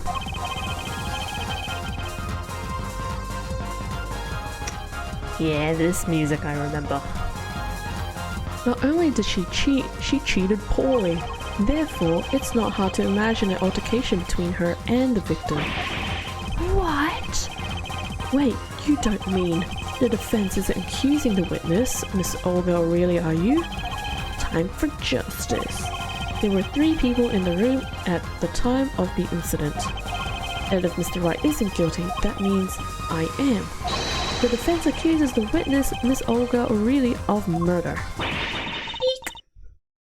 Womp womp. Lobster? Oh, I was expecting the lobster to pop out. Never mind. Mr. Payne, where is your witness? It appears she has lost consciousness, Your Honor. Mr. Justice? Your Honor? It seems you presented a new possibility to the court. One suggesting a connection between the witness and the victim, Mr. Smith. And that means this court cannot pronounce a verdict for the defendant at this time. Eek! What? I did it! I held out! I see no point in prolonging the trial this day. The prosecution will need to make further inquiries. Phoenix. Wow. That was quite an objection there. Sounded very different as well. Mr. Wright, you can't end the trial here, Your Honor. Not yet. What nonsense is the defendant spewing now? Think. One of the cards had a different colored back. Don't you wonder what that means? What are you doing, Mr. Wright? Raising objections right when you're about to get off the hook? Ridiculous. Mr. Payne, you of all people should know. Mr. Wright has a talent. For the ridiculous. Perhaps we should get to the bottom of things. Let's clear up the facts about the game that fateful night. Another testimony! Never mind. As was said before, we alternated between 2 decks of cards that night. That was said before. 2 decks at the club had different colored backs, blue and red. 1 color per deck. Why use different colored backs? If we use the same color, the 2 decks might get mixed. You use different colors and they still got mixed up. We used the red deck for the last game. I see, but that's odd. For some reason, I have this impression that you were using the blue cards. Yeah, me too. I'm sure someone said something about blue cards. Whatever, in the end, one card of the wrong color got into the mix, which means they were cheating. Yes, a card slipped into the deck which would seem to indicate cheating. Yet this card raises 2 serious questions. Apollo? Yes? Let's consider the first question, shall we? Think, in the last game, when was the card swapped? When? There are 3 broad possibilities here. It could have been swapped before the murder, during the murder, or after the murder. Well, yeah, thanks for the news bulletin, Mr. Wright. Of course it was swapped. Oh. It might be as simple as you think, Mr. Payne, or it might not be. I'd like to hear what Apollo thinks first. When do you think the cards were swapped? When was the cards swapped into the deck?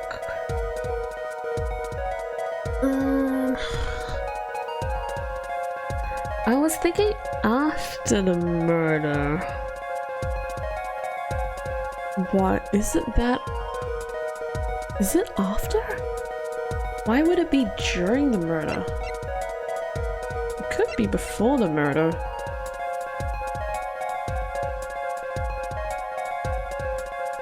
Let's try before.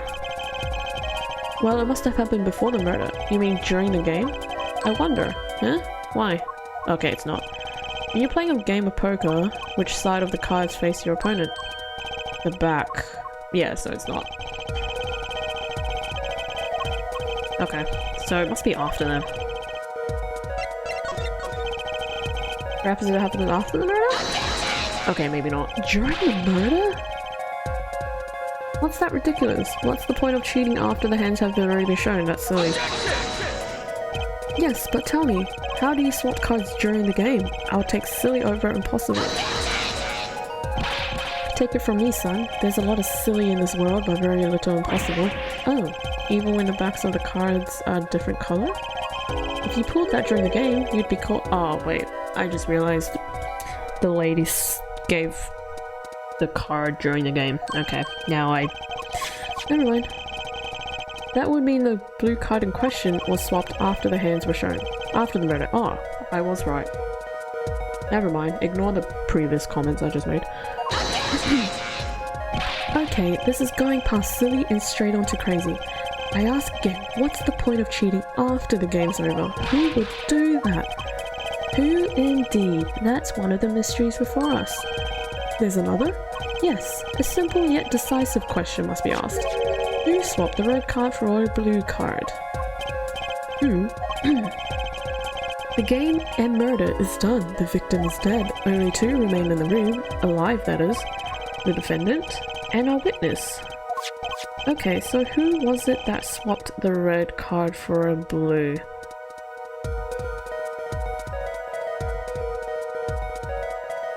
Someone else? The one who swapped the cards wasn't Mr. Right, of course. And, well, it doesn't seem like it could have been Olga or really either. What are you suggesting? That's hardly a logical conclusion, I'll admit. Really? She was the one who dealt the cards, right? I just can't believe she would make the mistake of swapping the wrong colored card. And if the card was swapped during the game, it'd be obvious. Clearly Phoenix, so untrustable.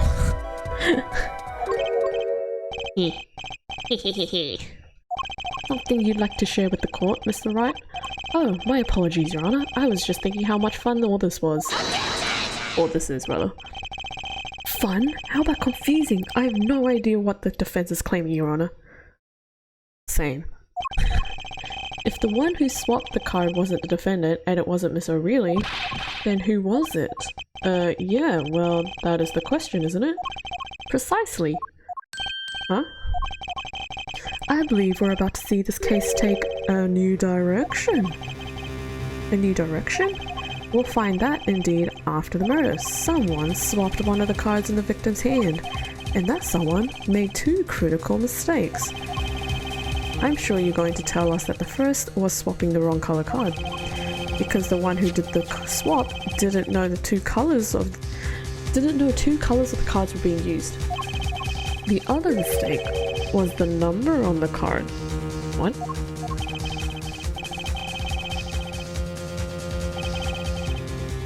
Right, the person replaced the fifth ace with the king.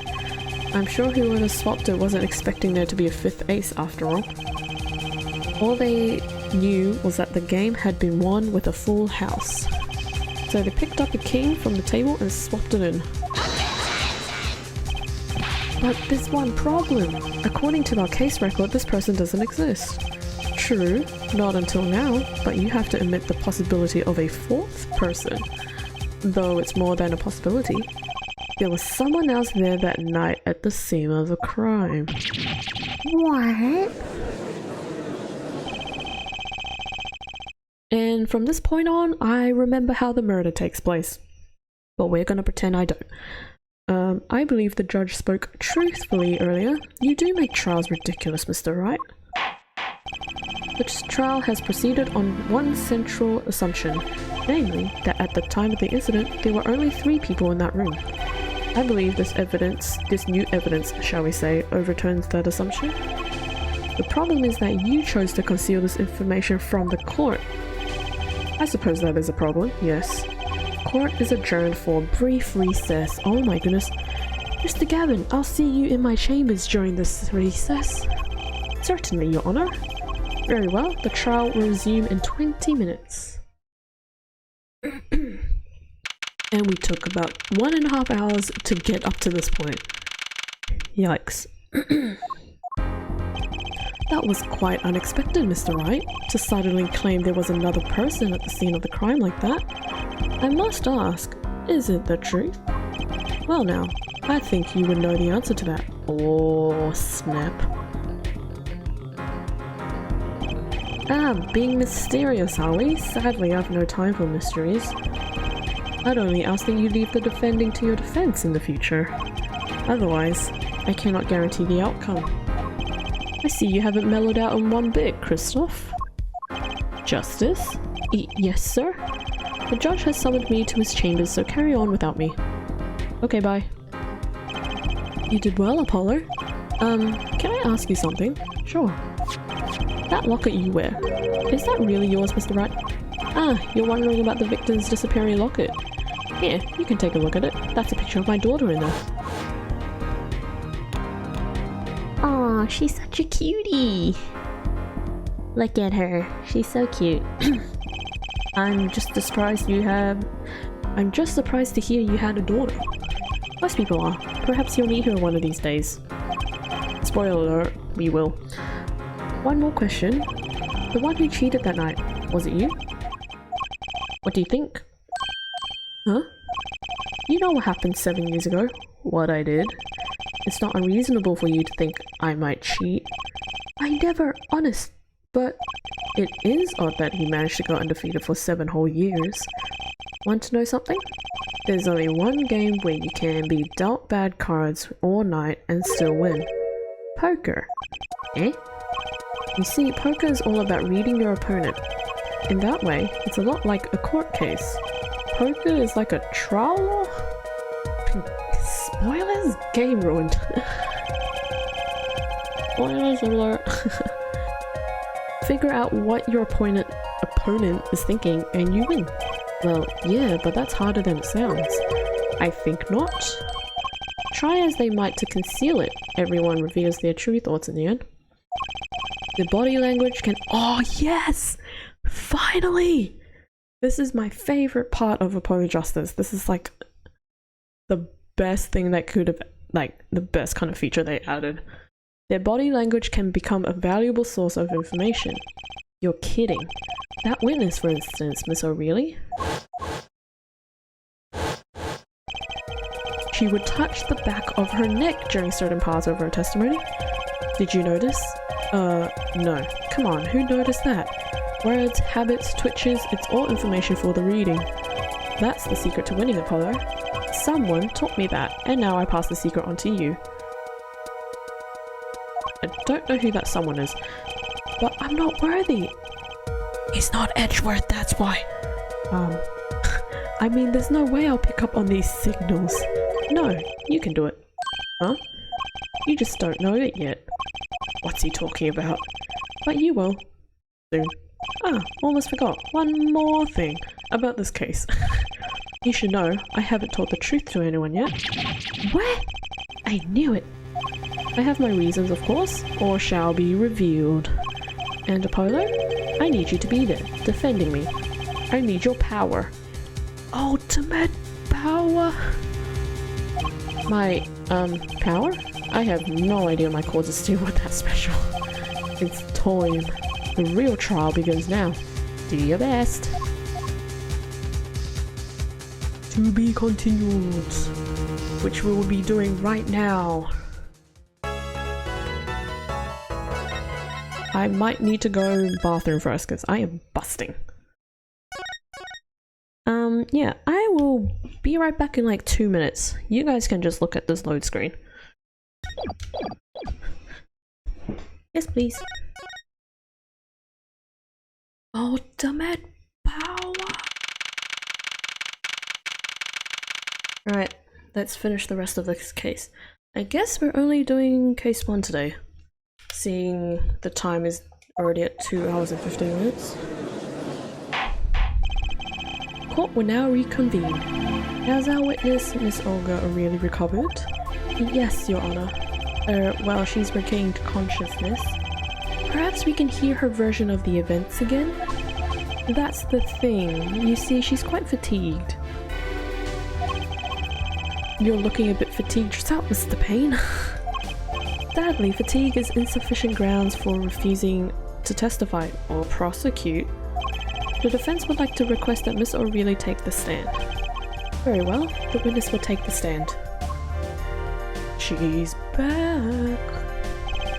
Perhaps you could repeat your name and profession? Or perhaps you'd rather admit that you're a poor liar and a poor loser? Oh my gosh, right off the bat. Okay, Kristoff, she literally just recovered. Not. There she is. I was waiting for that. Name's Olga O'Reilly, that's the truth. I'm a pro dealer. People call me Olga Quick Fingers O'Reilly. Okay, right. Oh, really? Want to know something else? I'm not really Russian, and my last name's...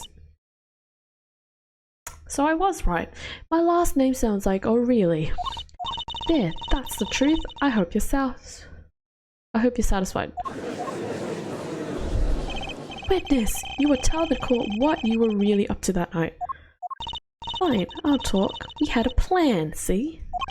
Let me remind you that you are currently under oath. Any further fabrications will have serious consequences. Fine. Like I said, I'm a pro. That guy Smith hired me to do what I do best. I was planted at the BBC several days prior to the night of the game, as waitress. So you were in cahoots with the victim. Not that he needed my help, Smith is a well-known poker player in some circles. But winning wasn't the main purpose of this game. It was about destroying a legend, the unbeatable Phoenix Wright. The plan was simple, elegant really. You see, we set up a trap of sorts. I was to plant a card in Wright's pocket beforehand, and then deal 5 aces during one of their games. When their hands were revealed, Smith would call them out and search Wright. He would then pull out the planted card and the trap would snap shut. You swapped the cards! If this was a real court, she probably would have been in prison for lying the whole trial. Very true. Although the whole Ace Attorney series has already been like that, so... you know. Exposed as a cheater and losing on top of it, it would have made a great double play. Just like that, the legend would be dashed to pieces. Indeed, getting a caught red-handed at cheating would cast doubt on all his prior wins. 7-year legend destroyed by one little card. That was the plan. But yeah, in case it got cut off because of the ad break, yeah. The whole Ace Attorney series though had people in disguises, or what's the word? Oh my gosh. Fake names, whatever you call them. Oh, a facade, whatever. Oh really, how droll. But it appears you made quite the mistake. Did Olga grow? Yeah?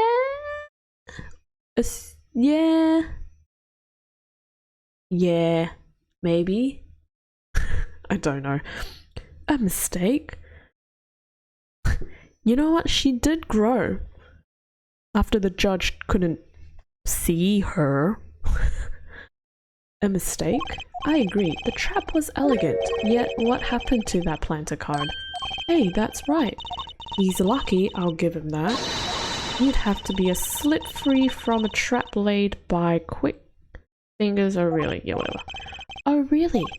The witness would be much cuter if she dispensed with the evil mastermind shtick.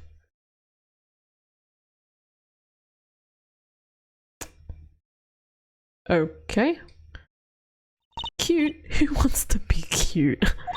I'm not cute. I'm bad. You hear me? Bad. When you're through being bad, perhaps you could testify to the court. Tell us about this trap and how it was sprung.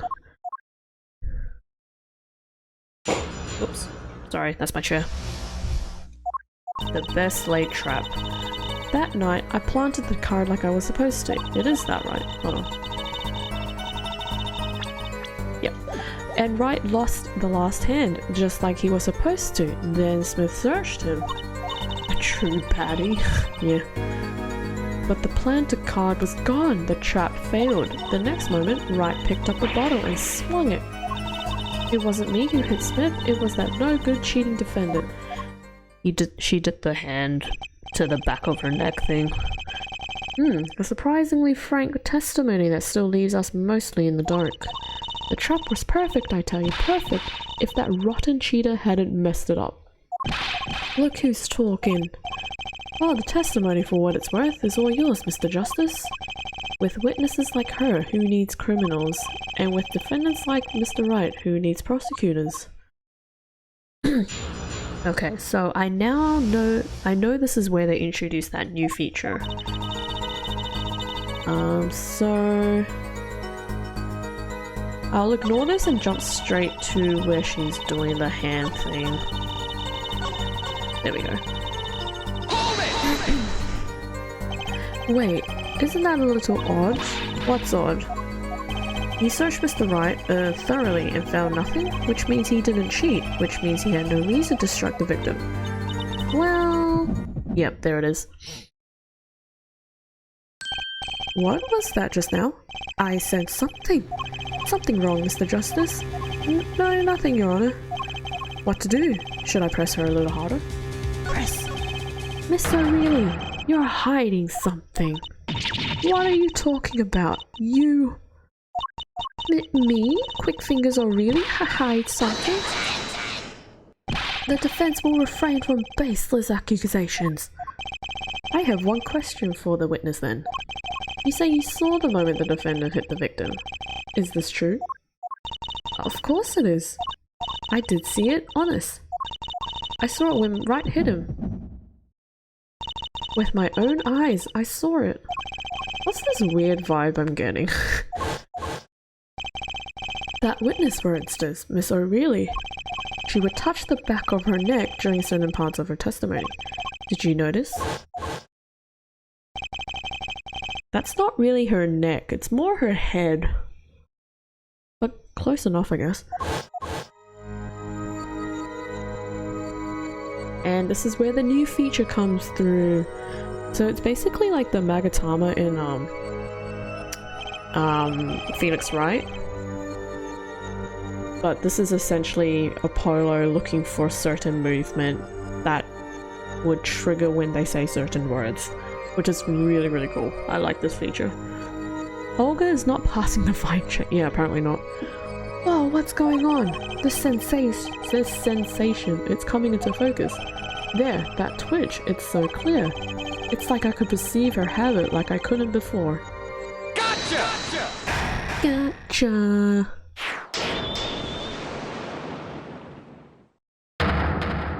You've never finished the Phoenix Wright games? Oh, well, depending on where you were up to, I may have just spoiled it for you. Sorry. Miss O'Reilly, perhaps you are unaware of this yourself? They're still figuring out trials. That's okay. I took a while to figure out the games as well. Unaware of what? Whenever you get to a certain part of your testimony, you touch the back of your neck, back of your head actually, with your left hand. My neck? No, your head. So what?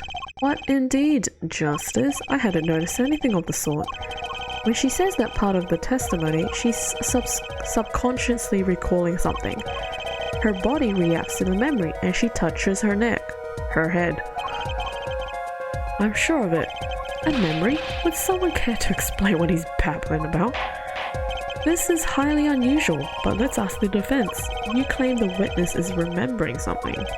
Maybe you have evidence of this memory to show us? Her habit is scratching her head whenever she talks about the moment of the crime. So what would remind her of the most of the moment of the crime? Miss O'Reilly, whenever you record a crime that night, you scratch your neck. You scratch your head. I've noticed it happens when you think about the moment of the crime. There must be some reason behind this habit of yours. I believe the weapon that left an erasable impression on your neck is this.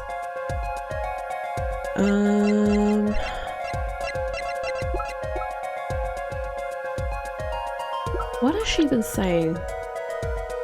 hitting on the head?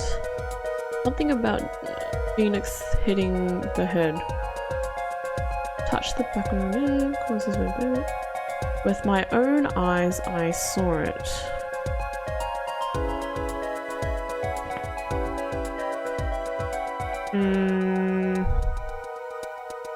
I saw it when Wright hit him.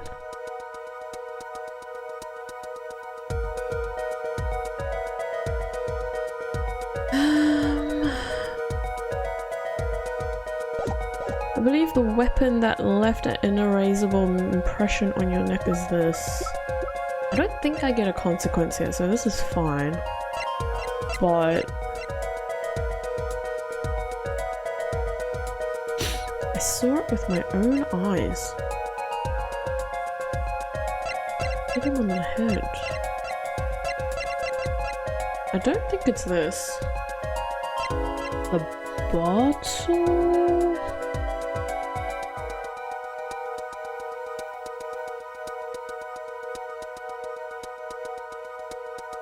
Is it the bottle?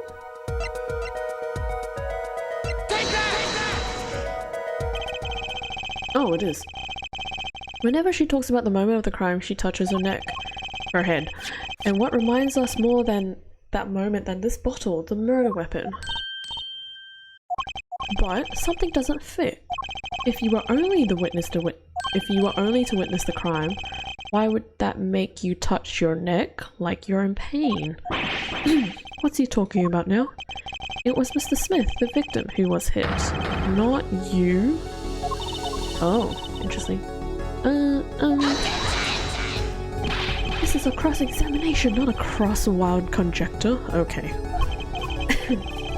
The witness's habits, they're completely irrelevant. Justice, I'll admit, I'm a bit confused myself. This is certainly a unique cross-examination. I'll explain later. Just trust me. Now is our only chance to break her. Miss O'Reilly, please testify in detail about the moment of the crime, the very moment. Yeah. Oh, she's back to her scared self. I am knowing nothing. We know you're not Russian. The witness will testify, please, now. Bah, fine. There's the up, bum, bum, ba-dum, bum, bum. There's the upbeat music. Hold it! You seem uneasy. You try standing up here. Your eyes are darting all over the place. I must be getting warm. Tell me, after the crime, what was the defendant like? Well, he must have been stunned by the weight of his crime. He sat in a daze at that table until the cops came. Intriguing. I believe you've gotten all the testimony you're going to get out of this witness. So what do you think about her testimony? I'll tell you what I think. Her testimony is flawed. It's basically bogus. It contradicts the evidence. What's that? The phone call. Well, show us this evidence, Mr. Justice. This evidence that you claim contradicts the testimony. She didn't let him out of her sight until the cops got there. I know there's some evidence that contradicts that. Pretty sure it's the phone. I can't save. Oh, this is a big rip. But yeah, pretty sure it's the phone. Miss O'Reilly, we have a record here that clearly contradicts what you said. It states that the police were alerted by a report from the defendant. Eh? And we know that the defendant left the room, climbed the stairs, and made the phone call from the first floor of the BBC. Hank. So, explain how you kept your eyes on the defendant when he left the room entirely.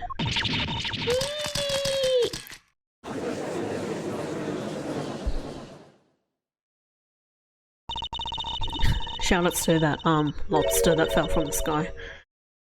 The man who picked up a bottle and swung it that night wasn't the defendant. Ooh, flashback?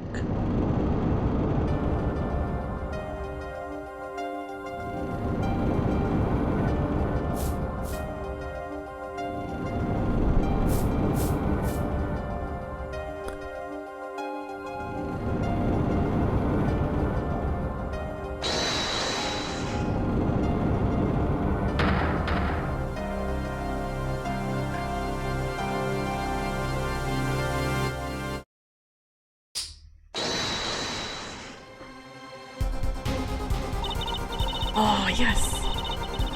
Just then, Smith grabbed the bottle from next to Wright, and he hit me. Some master of cheating you turned out to be.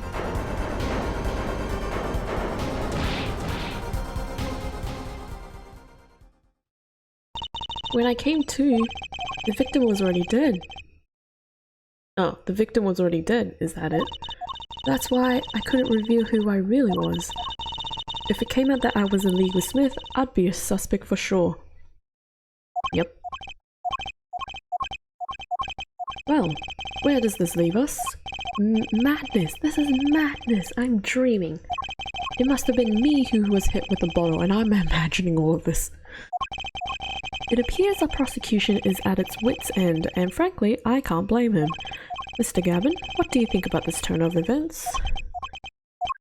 Mr. Gavin, sir?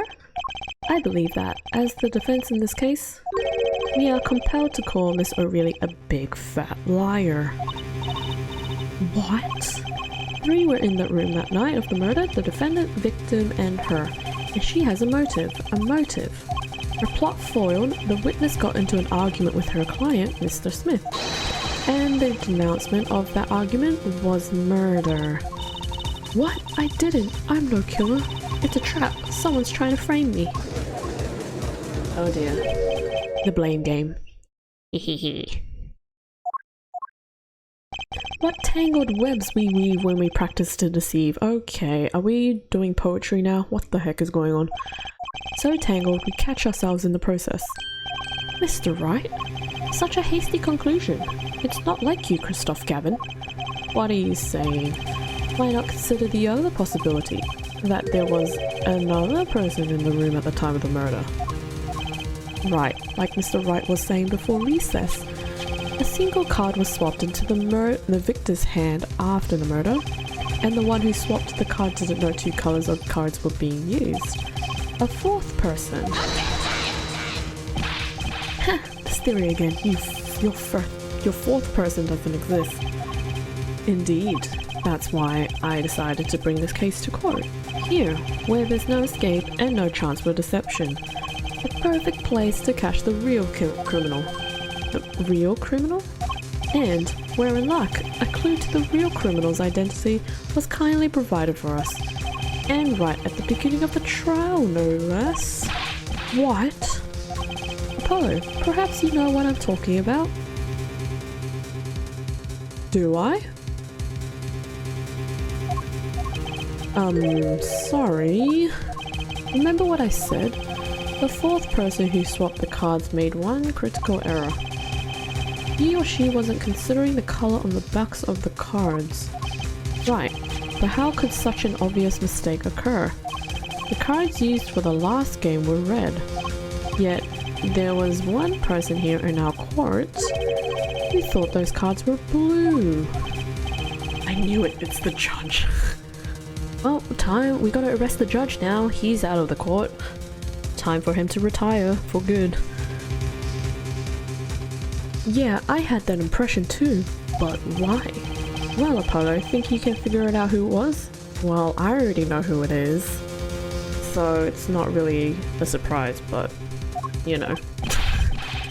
It's not me, I swear! Who is this 4th person? Why do I always get put on the spot like this? Let's hear what the defense has to say. Who was it?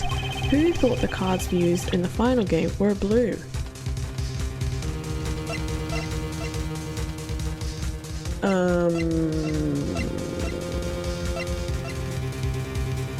Well, it's not him.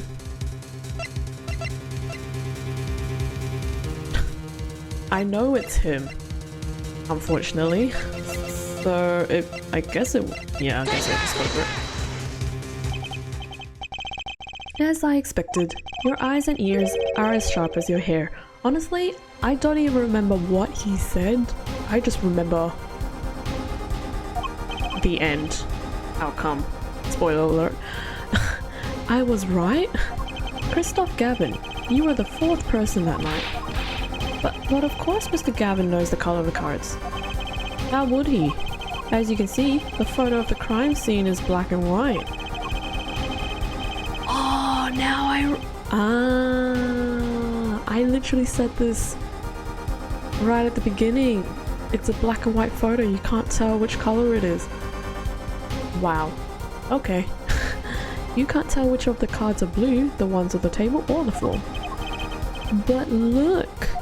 You can see the colors in this photo. Yes, but when he said the cards were blue, it was well before this evidence came to light. Well, that is true. It is true that the defendant was engaged in a game of poker with the victim, yet it was only that, a game in the purest sense. A competition, Your Honor. Competition? Yes, a test of wits, a silent clash of passions, only the cards, their backs wrecked the— there we go. Well, Christoph? Mr. Gavin? Mr. Gavin, is something the matter? No, nothing. Excuse me, it was just so sudden. Right? You aren't seriously accusing me, are you? Oh, Christoph, you know even I'd never take a joke this far.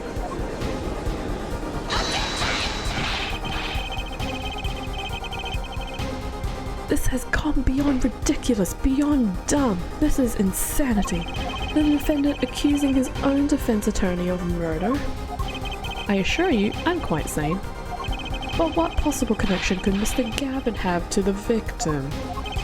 I wasn't aware that I had a connection to Mr. Smith either. Yes, but Mr. Gavin and the victim had never even met. Well, what if they have? Huh? There is a possibility after all. They may have met that night, before the game started.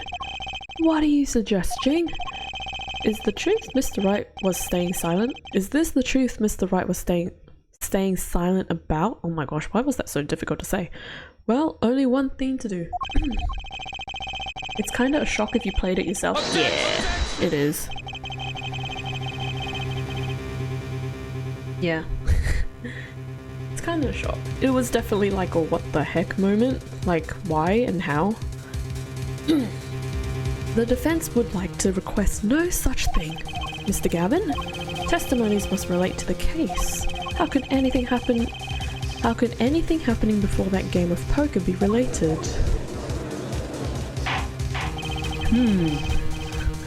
I'm not sure I follow, Mr. Gavin. As I explained before, the defense believes that Miss O'Reilly— Am I to assume you speak for Mr. Justice in this? He is the defense, not you. Oh, snap. Mr. Justice, the matter of Mr. Wright's testimony is up to you. Oh, okay. Gulp. Does the court, in your opinion, need to hear Mr. Wright's testimony?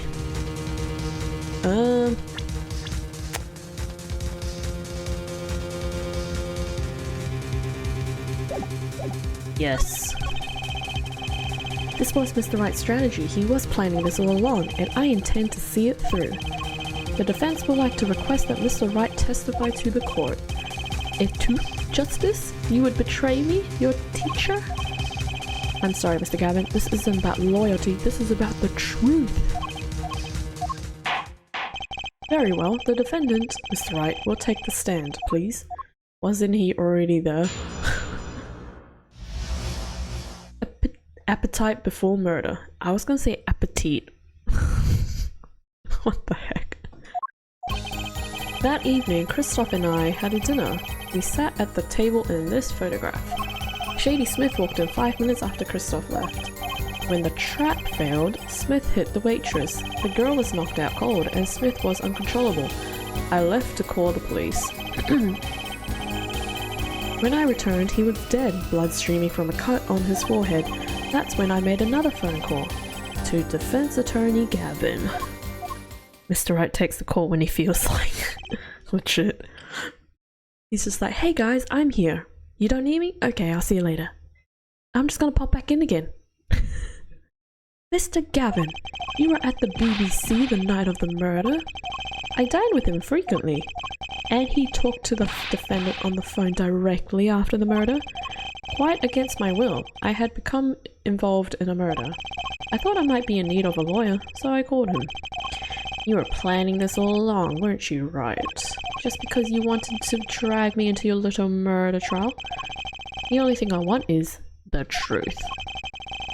As I did back then, and now. I thought my office was doing you a favor when we took on your defense. It appears that I was wrong. Very well. The defense may cross-examine a witness. Justice? Sir! He's lying, and you're going to expose him. Understood, sir. Mr. Gavin versus Mr. Wright. This can't end well. Why can't I have a normal trial? You're in a game series where nothing is normal.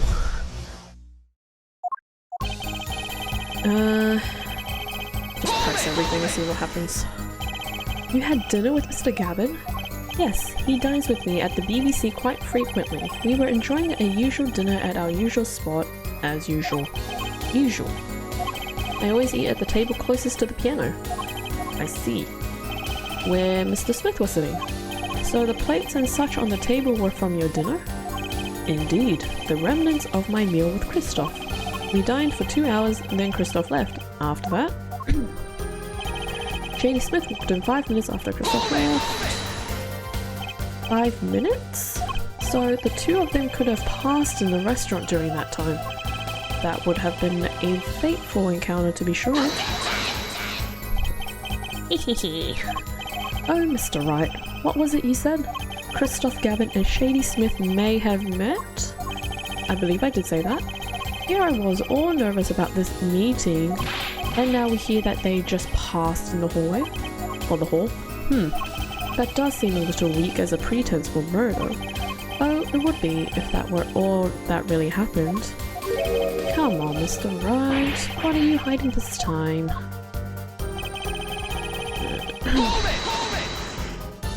About this failed trap. This is the same trap that Miss Olga O'Reilly mentioned? We already know how this text goes, blah blah blah blah, yada yada yada. I just realized how late it's getting and how much longer I have for this case. Yikes. We're gonna be up for a bit. Hopefully I finish just before 10 PM. A harmless prank, in essence. It was by a quirk of fate that I happened to discover it. A quirk? I happened to put my hand in my pocket and found a card. The card she planted. Yes, I stuck a peek at it and found it was the 5 of hearts. I had a feeling something might have happened, so I disposed of it before the game. Disposed? Where? There was an empty bottle of grape juice I had been drinking right beside me. Oh, okay. I threw the card inside the bottle. An empty bottle of grape juice? A murder weapon? It wasn't in there, was it? Yes, I rolled it up and shoved it in. The colored glass makes it hard to— oh, that's probably why. A battle of wits between the deceiver and the would-be deceived. That sounds terrific. That sounds like terrific drama. A card inside the murder weapon. That's strange. Did the police miss it in their investigation? Maybe I'll take a look. Alright. Let's just do a little look-see again. Open the lid. Can I? I can't open the lid. Huh. I can't open the lid. This is weird. How do I examine it now? There's nothing in there.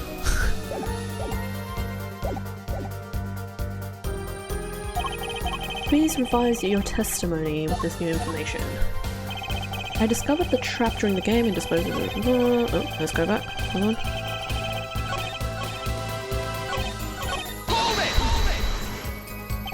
Why in the bottle? I perceived my opponent's intent immediately. I'm used to entrapment, you see. I knew what was coming. Oh, so you struck first. I like that. I know every trick in the book. They don't work on me. At least when you get lucky and stick your hand in the pocket, they don't. Sus. Very sus. You made the call to the police? Oh, maybe the card— oh, the card's missing. Wait, no, the card's out. Oh my gosh, I'm dumb. The card's already out. It's right there. I'm so forgetful.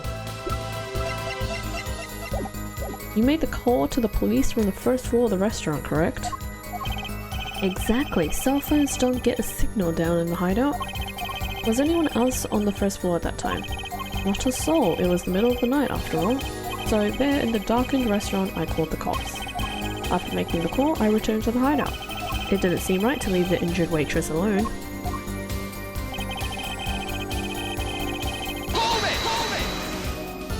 And when you returned, the victim was already dead. Yes. I'll admit, I was a little startled when I walked in. A little? He was bleeding from his forehead after all. I guess I'd be startled too if I walked in on the scene like that.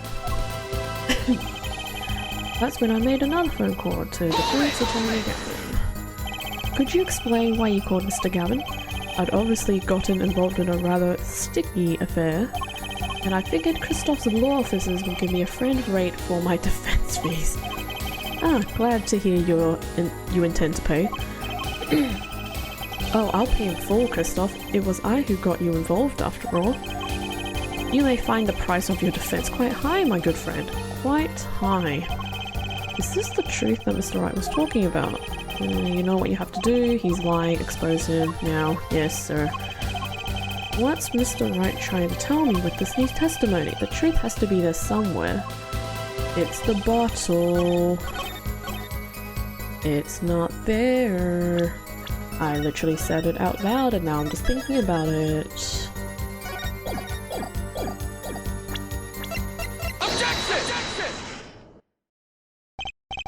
Mr. Wright, if I may. Yes? I've examined the bottle and I don't see any card in here. No? What, Mr. Wright? Surely isn't all you have to say for yourself. I can't say that I know what happened to the card. I did put it in that bottle, however. Huh? Perhaps a fifth person came and took it. Oh, and a sixth person could have helped. Okay. Mr. Gavin, Mr. Wright is your client. My apologies, Your Honor. I won't have you disparaging our investigation either. We looked inside that bottle. There was nothing. What's going on? Is Mr. Wright hoodwinking us again? Or did the card just disappear? In any case, please continue the examination. I'm afraid decisive contradictions call for decisive evidence. Oh. Push him harder, Justice. Break him! It's just you and the witness in the ring. Go for the KO. Why do I get the feeling we're not on our client's side anymore?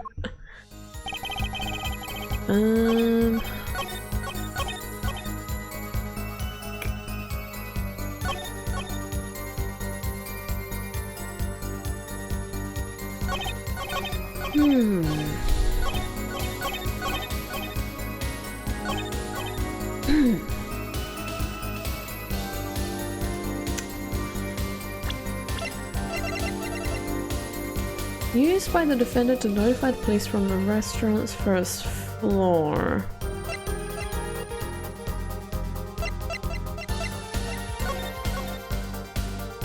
Blunt trauma to the forehead.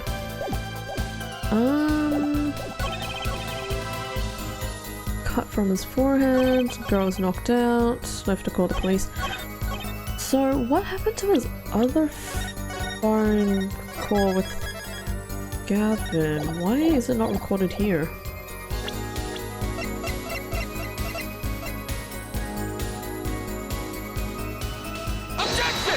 No, I'm overthinking it. Never mind. Just kidding!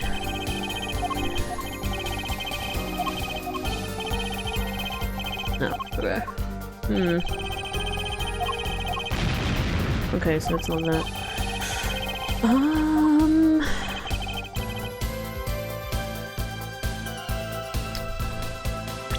What do we have?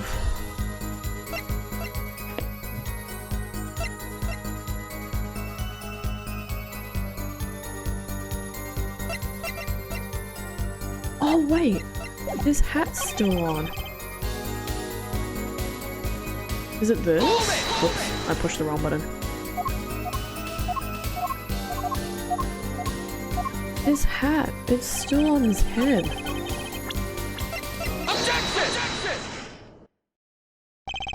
Mr. Wright, if I may. Yes? take a look at this photograph of the crime scene. See this victim here? He's wearing a hat. I wouldn't think you could see blood on his forehead. Good point. Justice! Next time you point out an inconsistency, put a little more oomph into that. Mr. Wright, can you explain this to the court? Ah, I forgot to mention something. I was the one who put that hat on his head. Eh? You put the hat on the dead man's head? He wore it through our entire poker game. After calling the police, when I returned to the scene, his head was in full view, shining bright, just like in this photograph. And I picked his hat off the floor and put it on his head. What a kind gesture. Why'd you do such a thing like that? All I can say is, I'm sorry. But that's the only thing I touched at the crime scene. No, it's not. So Miss O really didn't see it. It being the victim's, his head? I think not. She was out cold. I believe I was the only one who witnessed his head. Ah, here we go again. Mr. Gavin. Pardon? It just seems that our client is determined to lie his way through this case. Hey, he's still our client, isn't he? I believe that's enough of that. Mr. Gavin. This witness's testimony is more like a travesty. It's riddled with lies. I'm beginning to see how you came to lose your attorney's badge 7 years ago. Well, you certainly have a unique way of treating your clients, Christoph. I never knew. I believe it was you who threw the first stone. Mr. Wright, if you intend to ever tell the truth about this case, it's now or never. Don't be misled. I haven't told a single lie here. Eh? When I noticed the trap, put the card in the bottle to dispose of it. And when I put the hat on the victim's head, let's just say I had a reason for doing that as well. A reason? That reason is right here. Your cell phone? That night, recall that I spoke with defense attorney Gavin after calling the police. Just in case, I recorded our conversation. Once again, I am 2 steps ahead of the game. What's this? Now that we're all here, I see no reason why I shouldn't play it back for the court. Christoph, I seem to be in a bit of trouble. What's this? Game not going well? Nothing like that. That gentleman who challenged you, he turned out to be good? He turned out to be dead. Someone hit him. Hard. You mean someone cracked that flawless bone china pate? It wasn't you, was it? Me? Please, the cops should be here any minute. I'm in your hands. Should it come to that. Bone china plate? Was that a typo? Oh my gosh, it was a typo. I thought it was pate. Hey Capcom, maybe you should have checked for the typos before remaking the game? Okay. A kind of porcelain, very smooth and shiny, and not plate. Oh, pate. Okay, no, just kidding. Just kidding. I take it back. I take it back. I am sorry. I believe he was referring to a certain gentleman's balding forehead. How did he know he was bald?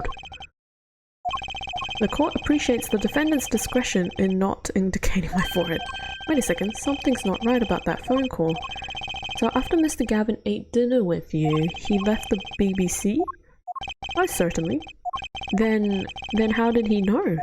When did he see this bone china pate? Oh, that's right. Yes. That's when I began to see my good friend in a different light.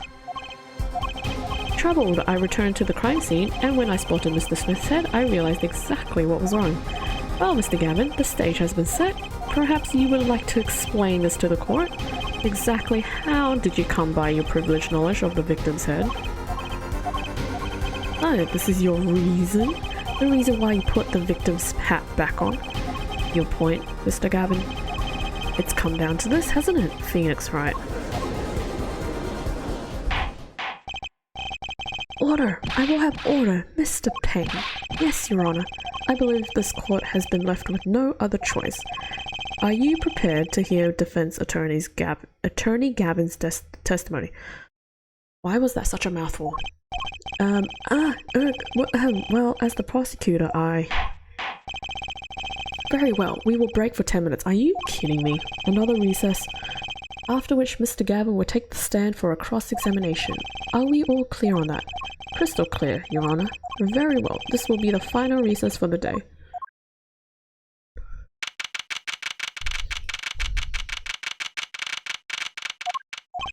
Mr. Gavin and Mr. Wright are both in the judge's chamber. Who'd have thought today would turn out like this? May I? Hello? Huh? What? Hello, sir. Please, pick a card. What's all this about? Is this one okay? Excellent. I have a message for you. The last hand is about to be played. You will need a trump card to make it. A trump card? The card you have chosen is magical. Use it wisely and the game is yours. That's all. Oh, an ace? Where do I remember that card from? Mr. Smith's hand had 3 aces and Mr. Wright's 2. It's 5 aces in all. He swapped the card. Yep, we know. He swapped the card. The missing 5th ace. Wait, this blotch of red. Is this blood? You have your trump card. Now it is up to you to cut the deck and draw the truth. My father's fate is in your hands. I know you can do it.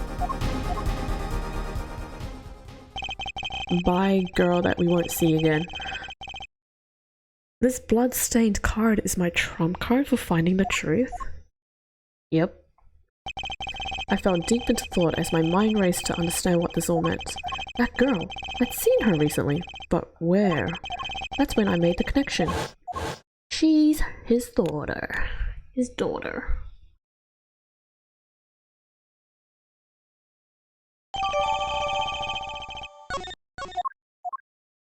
Here we go. The last run through. Ooh. Court will now reconvene. Defense Attorney Christoph Gavin, will you please take the stand? Now then, if you would, Mr. Payne. Yes, Your Honor. Will the witness state his name and occupation? Is this farce necessary, Your Honor? Believe me, far stranger things have gone on in this courtroom. You are not wrong. Fine, I'll play along. First, there's one thing we need to have made clear. How did you know about the secret beneath the victim's hat? By secret, I'm guessing he means the fact that Mr. Smith was bald. Forgive my curiosity, but what is it about this fellow's head? Your Honor seems to have an inordinate interest in this. Phoenix Wright and Mia got a child? Mia's dead. Mia's dead. In case you didn't get that far, spoiler by the way if you didn't. I think you mean Maya. Yes! He's here! He's on! His music is back, baby! Yes!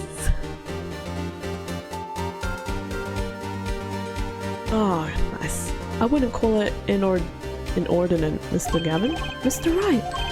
What do you think you're doing, Mr. Wright? Wow, things sure look different from the other side. You know what I mean, Apollo. Oh my gosh. You mixed up Maya. You mixed up Maya and Mia? Yeah, you did. You mixed up the sisters. Speaking of looking from the other side, let's consider something for a second. The victim wore that hat all night, never once taking it off except for that one time. That one time being the instant he was murdered. Or hit, rather. Oh. When Mr. Wright returned from reporting the crime, the hat was lying on the floor. Mr. Wright picked it up and placed it on the victim's head. In other words, in order to have seen Mr. Smith's bald head, you would have had to have been there in the hideout all the time at the time of the crime. I got so far the big sister died. Yep. Mia is was the attorney, the mentor for Phoenix. Maya is Mia's sister. Oh, you think Phoenix moves really fast, huh? Based. She died instantly anyways. Yeah, she pretty much died straight away.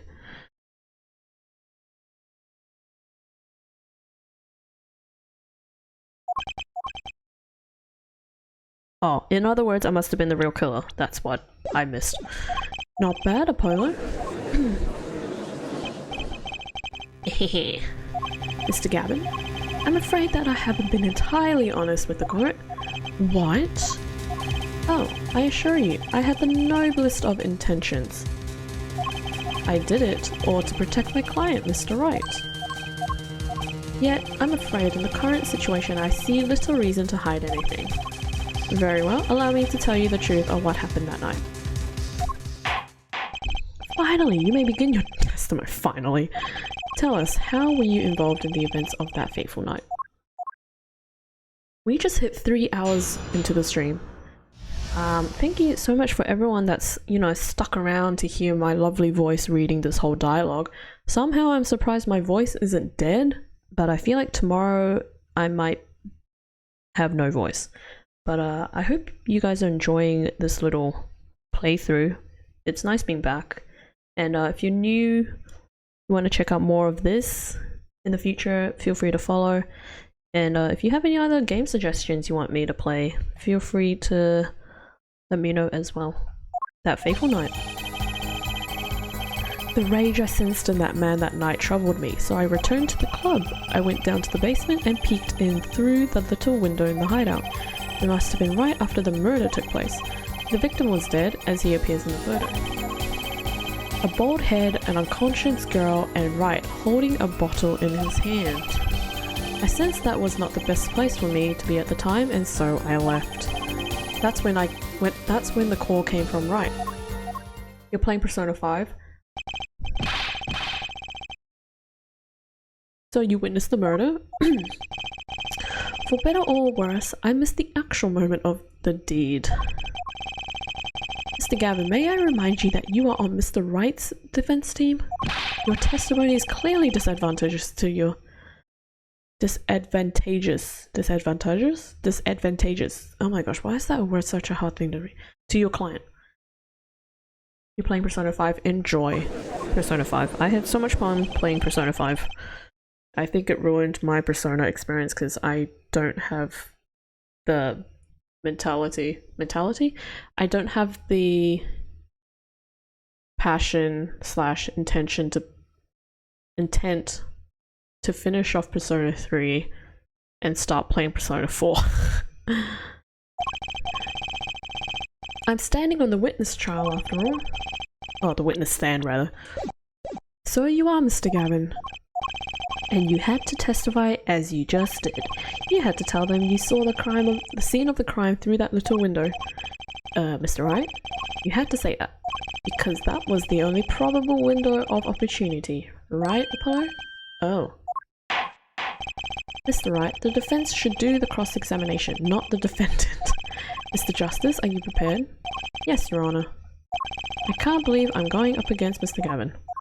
This trial is getting weirder and weirder.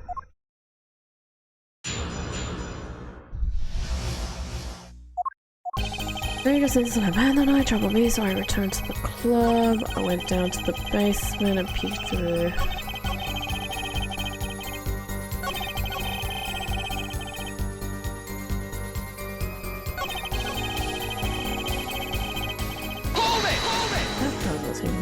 Those were the only 3 people at the scene of the crime. Yes, as far as I saw it, at least. Then we're back to where we started. The killer was the defendant, Phoenix Wright. Who else could it have been? But why didn't you talk to the police? 2 reasons. First, I didn't actually witness the very moment of the crime. Second, my office was asked to defend Wright. Even after seeing what I had seen, I couldn't abandon my friend. There must have been someone else at the moment of the crime. You should try Persona 3 Reload then. Yeah, I don't know, I'll be honest. I really don't know. I really don't know. Like, I've heard good things about 3 and 4, but now I'm like, do I want to play them? I mean, to be fair, I did kind of play Persona 3, but like barely played, like didn't make it very far. I think I only played like 3 hours of it, 3-4 hours maybe at most. Justice, I just said I saw no one, not a soul. But that goes against what Mr. Wright said. Ah yes, this mysterious false person, who would conveniently be the real killer, I suppose. Glad to see we agree, Mr. Gavin. Let me pose a question then. Tell me, what possible reason did the real killer have to swap the cards in the victim's hand? Ah, this is the bloody card. How can I show something I can't find myself? The card that was swapped out was the 5th ace. Yes, I already know. Mr. Justice, the question of why the killer was swapped out has been raised. Can you point out to a reason? Show evidence. Now or never. The defense would like to present evidence to the court. Evidence showing the reason why a card was swapped out. Then go ahead and point out your reason, Mr. Justice. Why did the killer take the 5th ace? Because it has blood. My reason is, this. Is that an ace? Why? Why, it's got blood on it! Right next to the spade. 3 came out recently, plays like 5.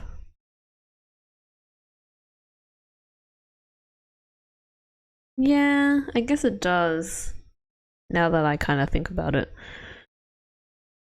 Yeah, I don't know. I'll see how I feel about it in the future, but definitely... probably not now though. What? He's twitching. This is insane. Why wasn't I told about this? Why? Could this be? Could this be the missing 5th ace? Inconceivable. How could you? What are you doing with that card? Well, that's the thing. Why is Mr. Gavin so upset? It's just a fishy card from some fishy girl. Oh, that card? It's mine. That is, I picked it up at the BBC that night after the murder had occurred. People say it's way darker than 5 though. Yeah, the amount of time I played 3, it was definitely quite dark. Like, I was not expecting the whole thing to be like that. I gave it to my daughter. Cards are her stock in trade after all. No, impossible, unacceptable. The court can't accept this evidence. It's a fraud. A fraud? How can you be so sure? What? I would think the only person who would claim it was a fraud would be the one who took the real card from the crime scene, the real killer. Allow me to elaborate. What if this trace of blood was the reason?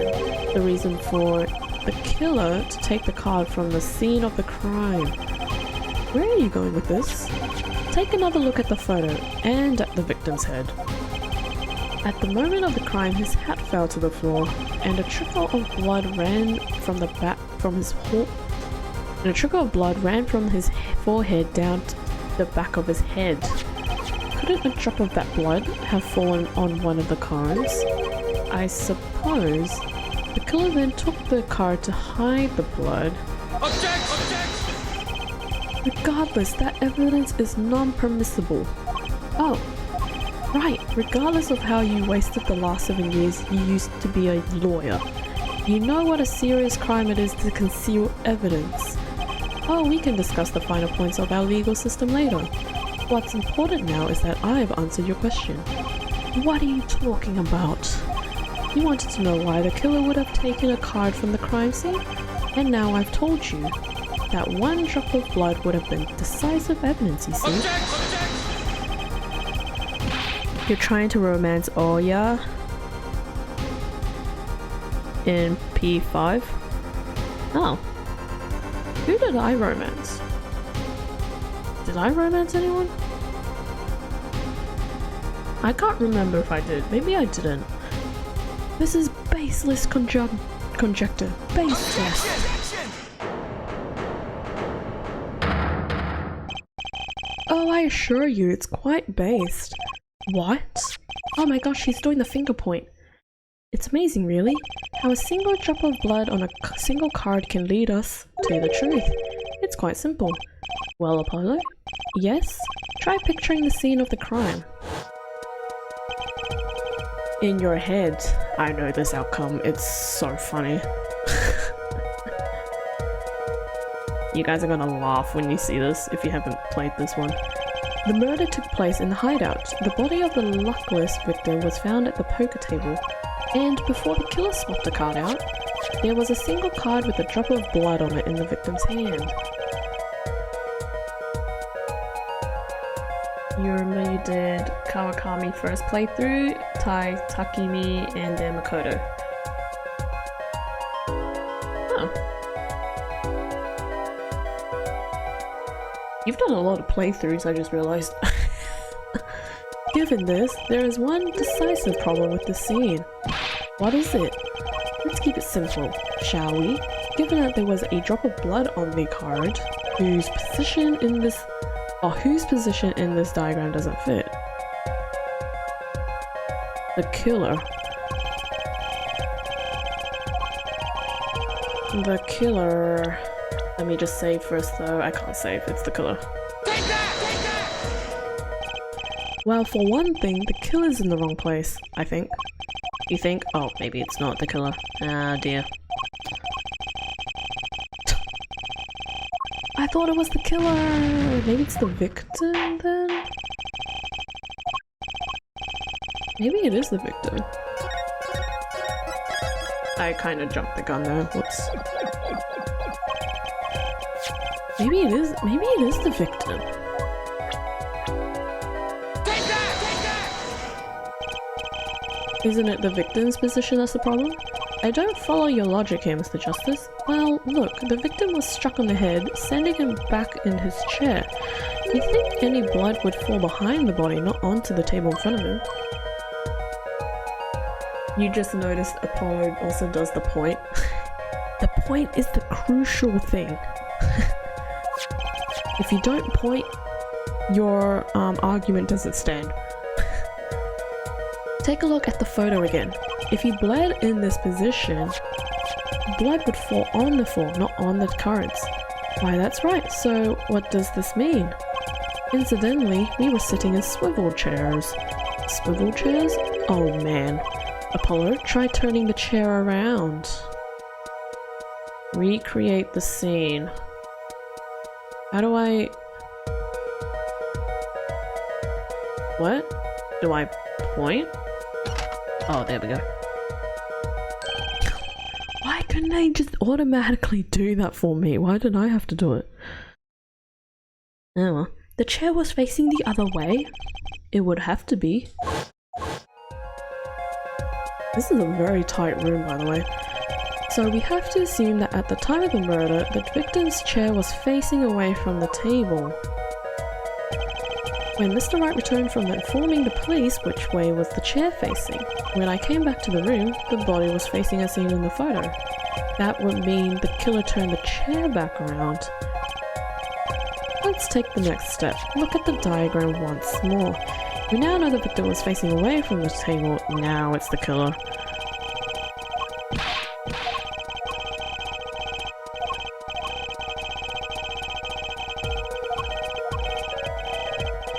It's the killer. This one's the killer. I'm always like 2 steps ahead, or 1 or 2 steps ahead. The killer! Take that! Take that! The victim was struck from the front, correct? Indeed. Well, wouldn't it be hard for the killer to hit him from the front? Hitting where his indicator currently is? I would think it would be quite hard, yes. Yes, but what you're saying makes no sense. Why would the victim suddenly turn to face the wall in the middle of the game? I believe it's a sufficient reason would soon come to light. What? You are just way too smart for your own good. Again, I have played this like years ago. But yeah. Thank you for your kind comment. There's something in this diagram that makes far less sense, actually. Look again at the diagram. Apollo, if the victim was struck while he was sitting as shown here, where would his assailant be standing? He's standing in the cupboard. Let's think it through and see what we find. We know the victim was facing toward the wall at the time of the crime. That's the only thing we know for sure. Try to forget about everything else. Where would the killer have to be standing to strike our victim from the front? In the cupboard. Take that! The killer had to be standing, well, here. You get points for flair, but that's all that you get. I thought I was on to- oh, maybe not.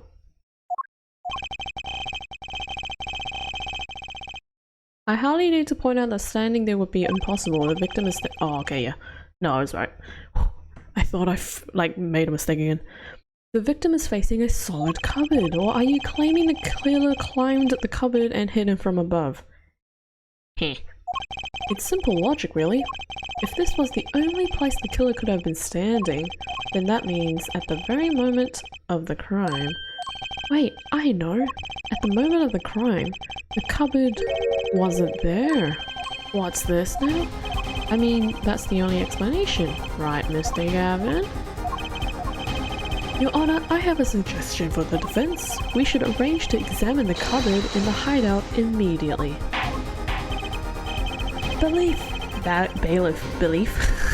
Bailiff. Send a team to crime scene immediately. Have them try to move the cupboard. Your Honor? What? There's one more thing there's one more thing your men should look for. Please give them this to the bailiff. Please give this to the bailiff. Oh my gosh. Yes, I see. You do belong in the courtroom after all, Mr. Wright. I do my best. What did it say?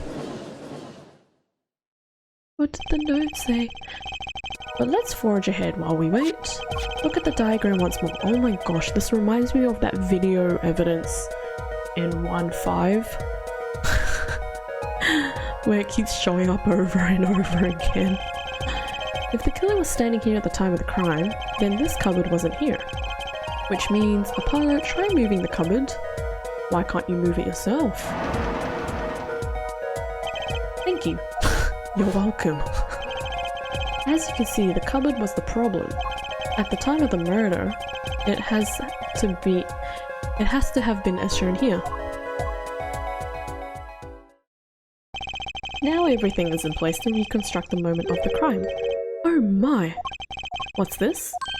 What is it now? Look at the diagram of the crime scene once more. Oh my goodness. It appears we found yet another contradiction. What I believe to be the final contradiction, in fact. Huh? Oh dang. Notice something, Apollo?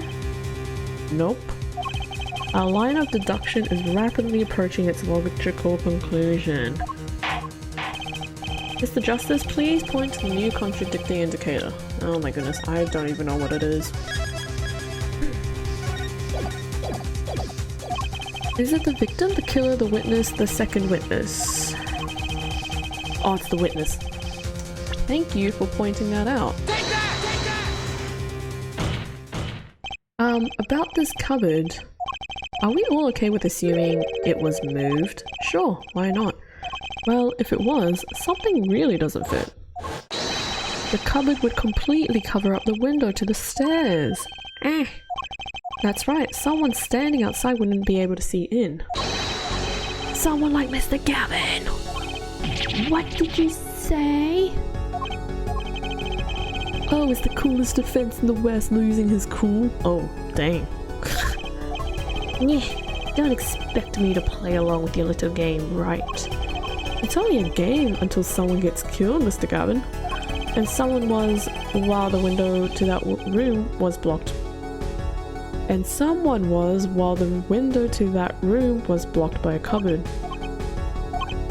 So, Mr. Gavin, perhaps you'd like to explain to the court exactly where did you witness the crime scene from? Excuse me, Your Honor. Order! This is a court of law and I will have order. We just now received word from our investigative team at the BBC. They've examined the cupboard in the hideout, Your Honor. Oh, and what did they find? Well, Your Honor, it turns out there is a secret passage behind it. What? Ah yes, I believe I mentioned something of the sort before. This is one of the tricks to the room many of our regulars know about. I do remember him saying something about that now that he mentions it. A secret passage is a handy thing to have when you're engaged in illegal goings-on. Never know when you might need to duck away from the eyes of the law. So the room has a secret passage. Where does it go? The other side connects to the restaurant above. The underworld bosses could get away from the cops and enjoy a cold bowl of borscht, no doubt. Just like our killer. Gasp. I can feel my throat kind of drying out now. This is not good. You see where our line of simple deductive reasoning has led us, Apollo? I see it, but I don't believe it. That girl wasn't kidding when she said I needed this trump card for the last hand. At the time of the murder, the window was blocked and the victim's hat was only off his head for a few minutes between Mr. Smith's murder and Mr. Wright's return from calling the cops. In other words, the only place anyone could have seen the victim's bald head was from inside the hideout. Well, Mr. Gavin? Come on, say something. Dare I ask what really happened that night? Actually, I think we can probably figure it out ourselves at this point. Wait, will this mean Phoenix will be your teacher in this game? Maybe. It's a very obvious answer, but maybe. Our killer had a date with Mr. Smith, a date with destiny. There he crouched, hidden in the secret passageway behind the cupboard, holding his breath, waiting for just the right moment. Then the chance came, and he took it. Egg.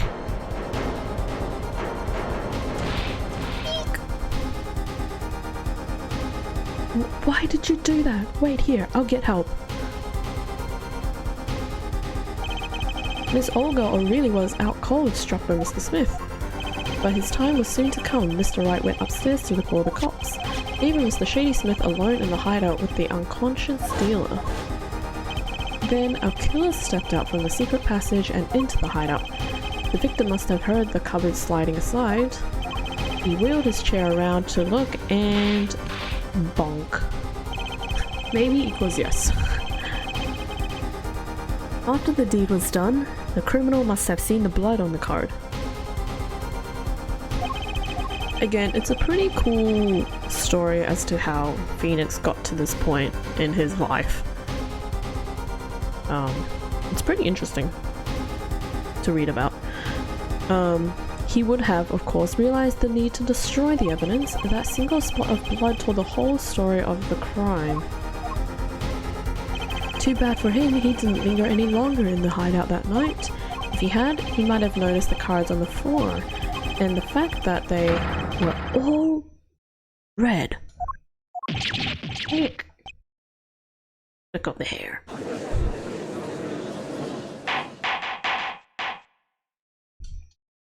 Maybe for each stream I might have to do like 3.5 hours of this game, because man, this is taking me forever.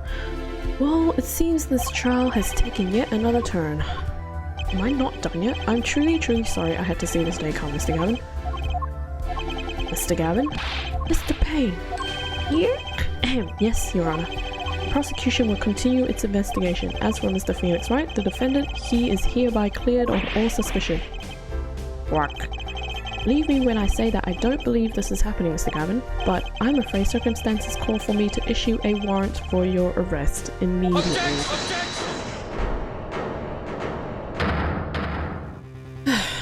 Oh, no need to apologize. I'd rather enjoy myself. It's not every day you get to witness a legendary attorney's dirty tactics firsthand. Your point, Mr. Gavin? Frankly, Your Honor, I'm shocked that a person of your caliber would be taken in by such a low-grade parlor trick. Excuse me? The defendant is cleared of all suspicion? This is hardly the time for jokes, Your Honor. Mr. Wright hasn't proven anyone's guilt or innocence here. What he has done is use illegal evidence to put the blame on someone else. And not just anyone else, but me, his own defense attorney. Illegal evidence? Let me ask you, Mr. Gavin, is there still any reason at present to suspect me of wrongdoing? Of course, this bottle for instance. The bottle of grape juice Mr. Wright was drinking. How do you intend to explain away the fingerprints on the murder weapon? And not just any fingerprints, am I right, Mr. Payne? Actually, yes. The fingerprints on the bottle were, upside down. I seem to recall this being an issue earlier. The court in this case demand an explanation. I can think of only one reason why one would hold a bottle upside down, and that is to hit someone with the bottom of the bottle. Well, Your Honor? See how the court fish squirms to the last. Well, apologize. Yes? Your boss seems awfully concerned about this bottle still, but I'm sure you can come up with a suitable explanation, just like that. Yeah. Just like what? Why would anyone grab a bottle upside down other than to... Oh. Don't let him trick you into thinking his explanation is the only legitimate one. Is there really another? Take another look at the court record. I believe you'll find a simple answer there in plain sight. Is it really not the bottle?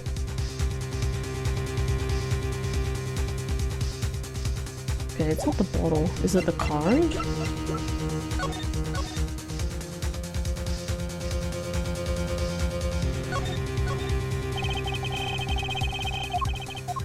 Okay, it's not the card.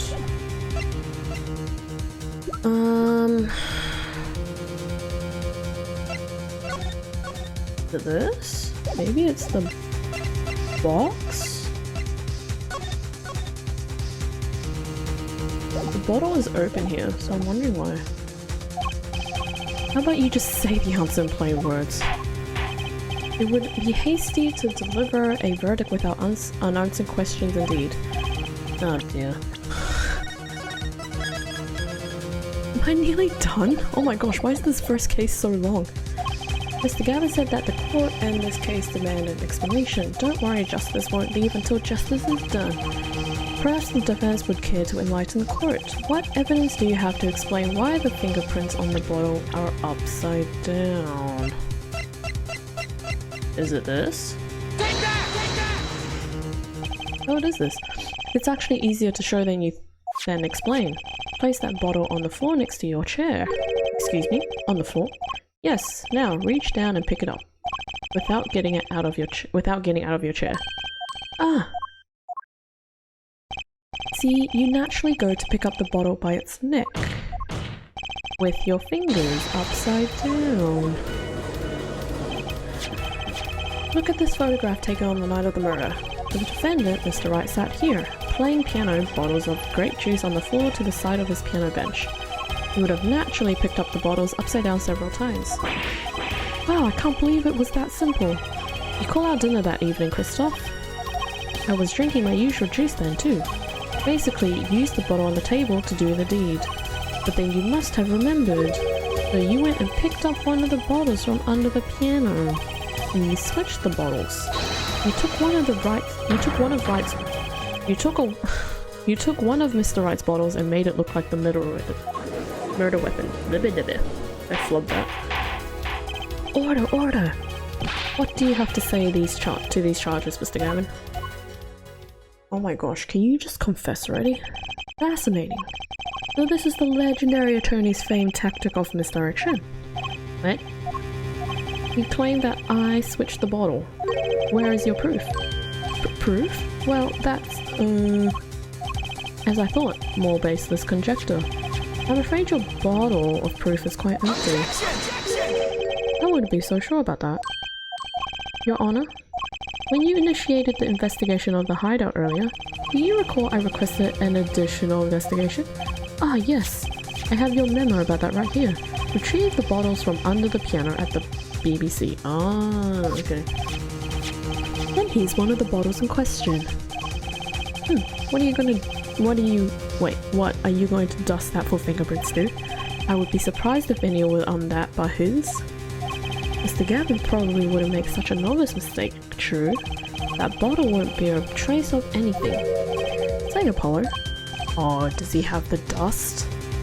Does he have the magic dust? Why don't you go ahead and examine the bottle? But why? Just humor me. Okay. Mr. Wright?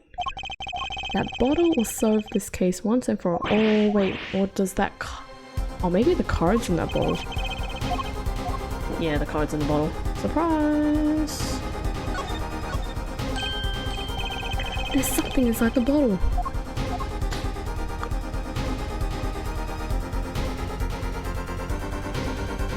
How do you even get the card out? What's this? That card, it can't be. Recall that unpleasant woman's testimony for a moment. Miss Olga O'Reilly? Yes, our little swindling devote lady.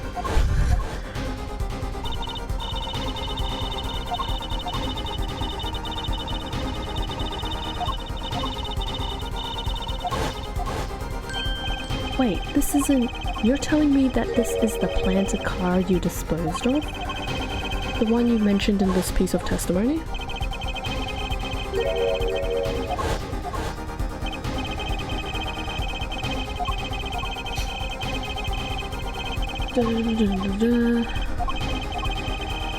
It is 10:15 p.m. I do not want to be done by 10:30. I want it to be done soon, but I feel like 10:30 might be the... I'm already 3.5 hours in. Oh my goodness. And the only one who could have done that was the fourth person that night of Clubhouse, or the club that night. Yo, Mr. Christoph Gavin. Are we done yet? I think we're done.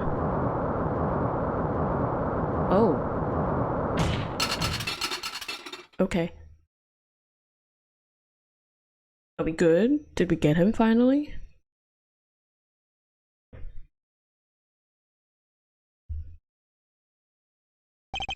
That is all. He's back, baby. Is this your idea of revenge, Phoenix Wright? Revenge? Revenge for the events that took away your attorney's badge 7 years ago? My past is like my logic, straight and true. Nothing's changed. All I did was point the finger of justice in the proper direction. Fine. I'm glad we could have this little... whatever that means.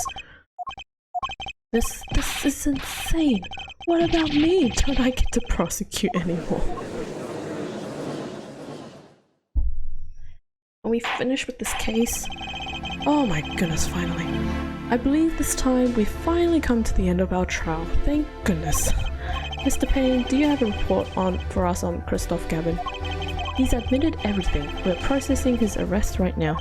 I see. Still, one has to wonder why he would do such a thing. He didn't even have a connection to the victim, did he? None of that we know of. Mr. Wright, have you anything to add? I'm afraid I can't shed any more light on the matter. The Vector's victim, Mr. Shady Smith. His occupation was listed as traveler? An odd profession to be sure, and that's all we know about him. I'll arrange a follow-up investigation, Your Honor. Good. Mr. Wright? Yes? 7 years, and you still haven't lost your touch. Christoph Gavin was a man with much significance for me, both as a friend and a lawyer. He was extremely talented to be sure. I needed 2 things before I could confront him. The first was a place where no injustice would be tolerated, this courtroom. The second was a man who would tolerate no injustice, in other words, a defense attorney. You, Apollo. Me. This is a dark time for our legal system. A twisting of justice brought on by our very own initial trial system. We have to set it right.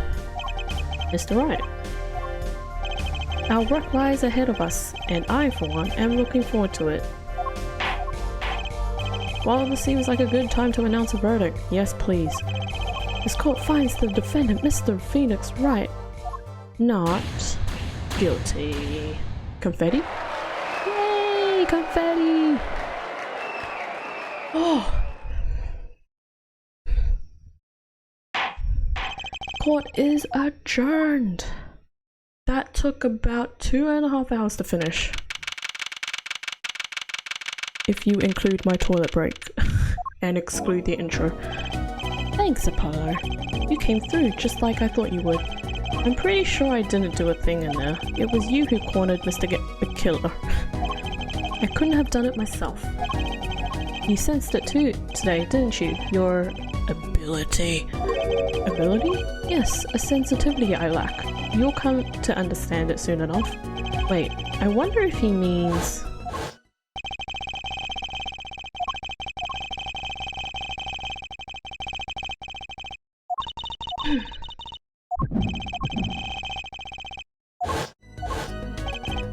What was that, Mr. Wright? You'll have to find the answer to that question yourself. The answer?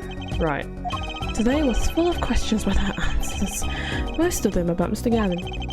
What possible reason could he have had to commit murder? Perhaps you'll learn that in the days to come. Huh? Wait, you don't know, do you? This locket is the key. Oh? Oh, that reminds me. I met the girl whose picture is in your locket.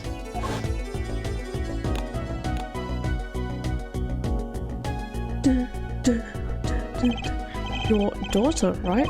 That's right, she's my daughter. You know, you were right about this locket. Eh? I took this off his neck the night he died, but it looks like our dear Russian scam artist saw me. Though the truth is, this locket really did belong to him. Wait, but that's perjury! You testified, you said that locket was yours. I said no such thing, actually. Huh? I merely said that it was a locket with my daughter's picture inside. A subtle distinction, but a distinction nonetheless. And it's the truth. Wait, but then why? Why was the victim wearing a locket with a picture of your daughter inside it? Sometimes the strangest path to the truth isn't the best one. Give it time. You're still just getting started with your career.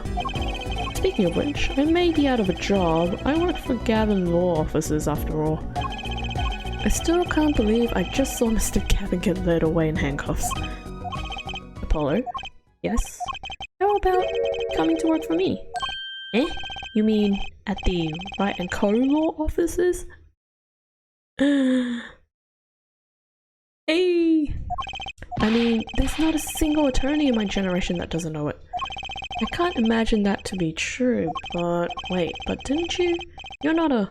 Oh, I turned in my badge, yes. I'm not an attorney anymore. RIP. That incident 7 years ago. And yeah, this is how it comes to. That legendary trial. And at the middle of it all was one man, Phoenix Wright. The case reached its sad conclusion and he left law for good. Have you ever thought about coming back to the courts? I'm not qualified to stand in a court of law, I'm afraid. Didn't you notice in today's trial? There was a single piece of forged evidence. Forged evidence? What are you talking about? I'm talking about evidence that shouldn't have existed. A naughty magician's trick. One piece of evidence struck me as odd. It's true. It just seemed, well, too perfect. It's the card.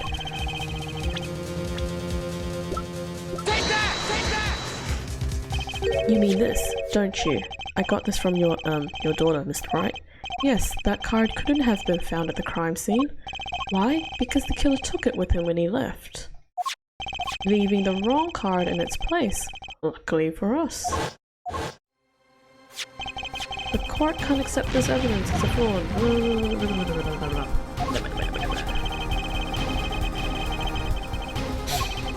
Ben, this game has a lot of dialogue. Oh my gosh. My verdict was already handed down 7 years ago. Then you really... Yes, I forged this card. One look at the crime scene should have told you it wasn't real. But you can't do something like that and call yourself an attorney. Who's calling themselves an attorney, Apollo? So it's true. The rumor is true. 7 years ago. It's not. None of that matters much now, does it? Yeah. Did he just slap him? Oh, he punched him. Okay, close enough. It's your story from here on out, Apollo. Perhaps I can help you in turn... Perhaps I can help you turn the next page. My office's address. Drop in, if you like. Mr. Right. Oh, about your uppercut. Try yelling "take that" next time. I'll find it packs a little more punch. And Apollo, thanks for today. I had a good time. Bye, Phoenix. And with that, Mr. Right walked out the door. And that's how my first trial ended. A lot of mysteries went unsolved, and at the time I had no idea they were all related. Every mystery that day connected by a single thread of logic. I'd find that out soon enough. My name is Apollo Justice, attorney at law, and this is how my story begins. The end! You guys can't see end, but it's behind my head. But we are done with case 1! Finally, it took me 3 hours and 40 minutes. Cool, so Friday or Thursday, we'll continue with case 2, which is gonna be exciting. I don't know how long case 2 is, so we'll see how many streams of that I will do. And yeah, case 4 is gonna be a very long one, and case 3, I guess. But yeah, I hope you guys enjoyed the first stream. I had a lot of fun. It's nice being back to Apollo Justice.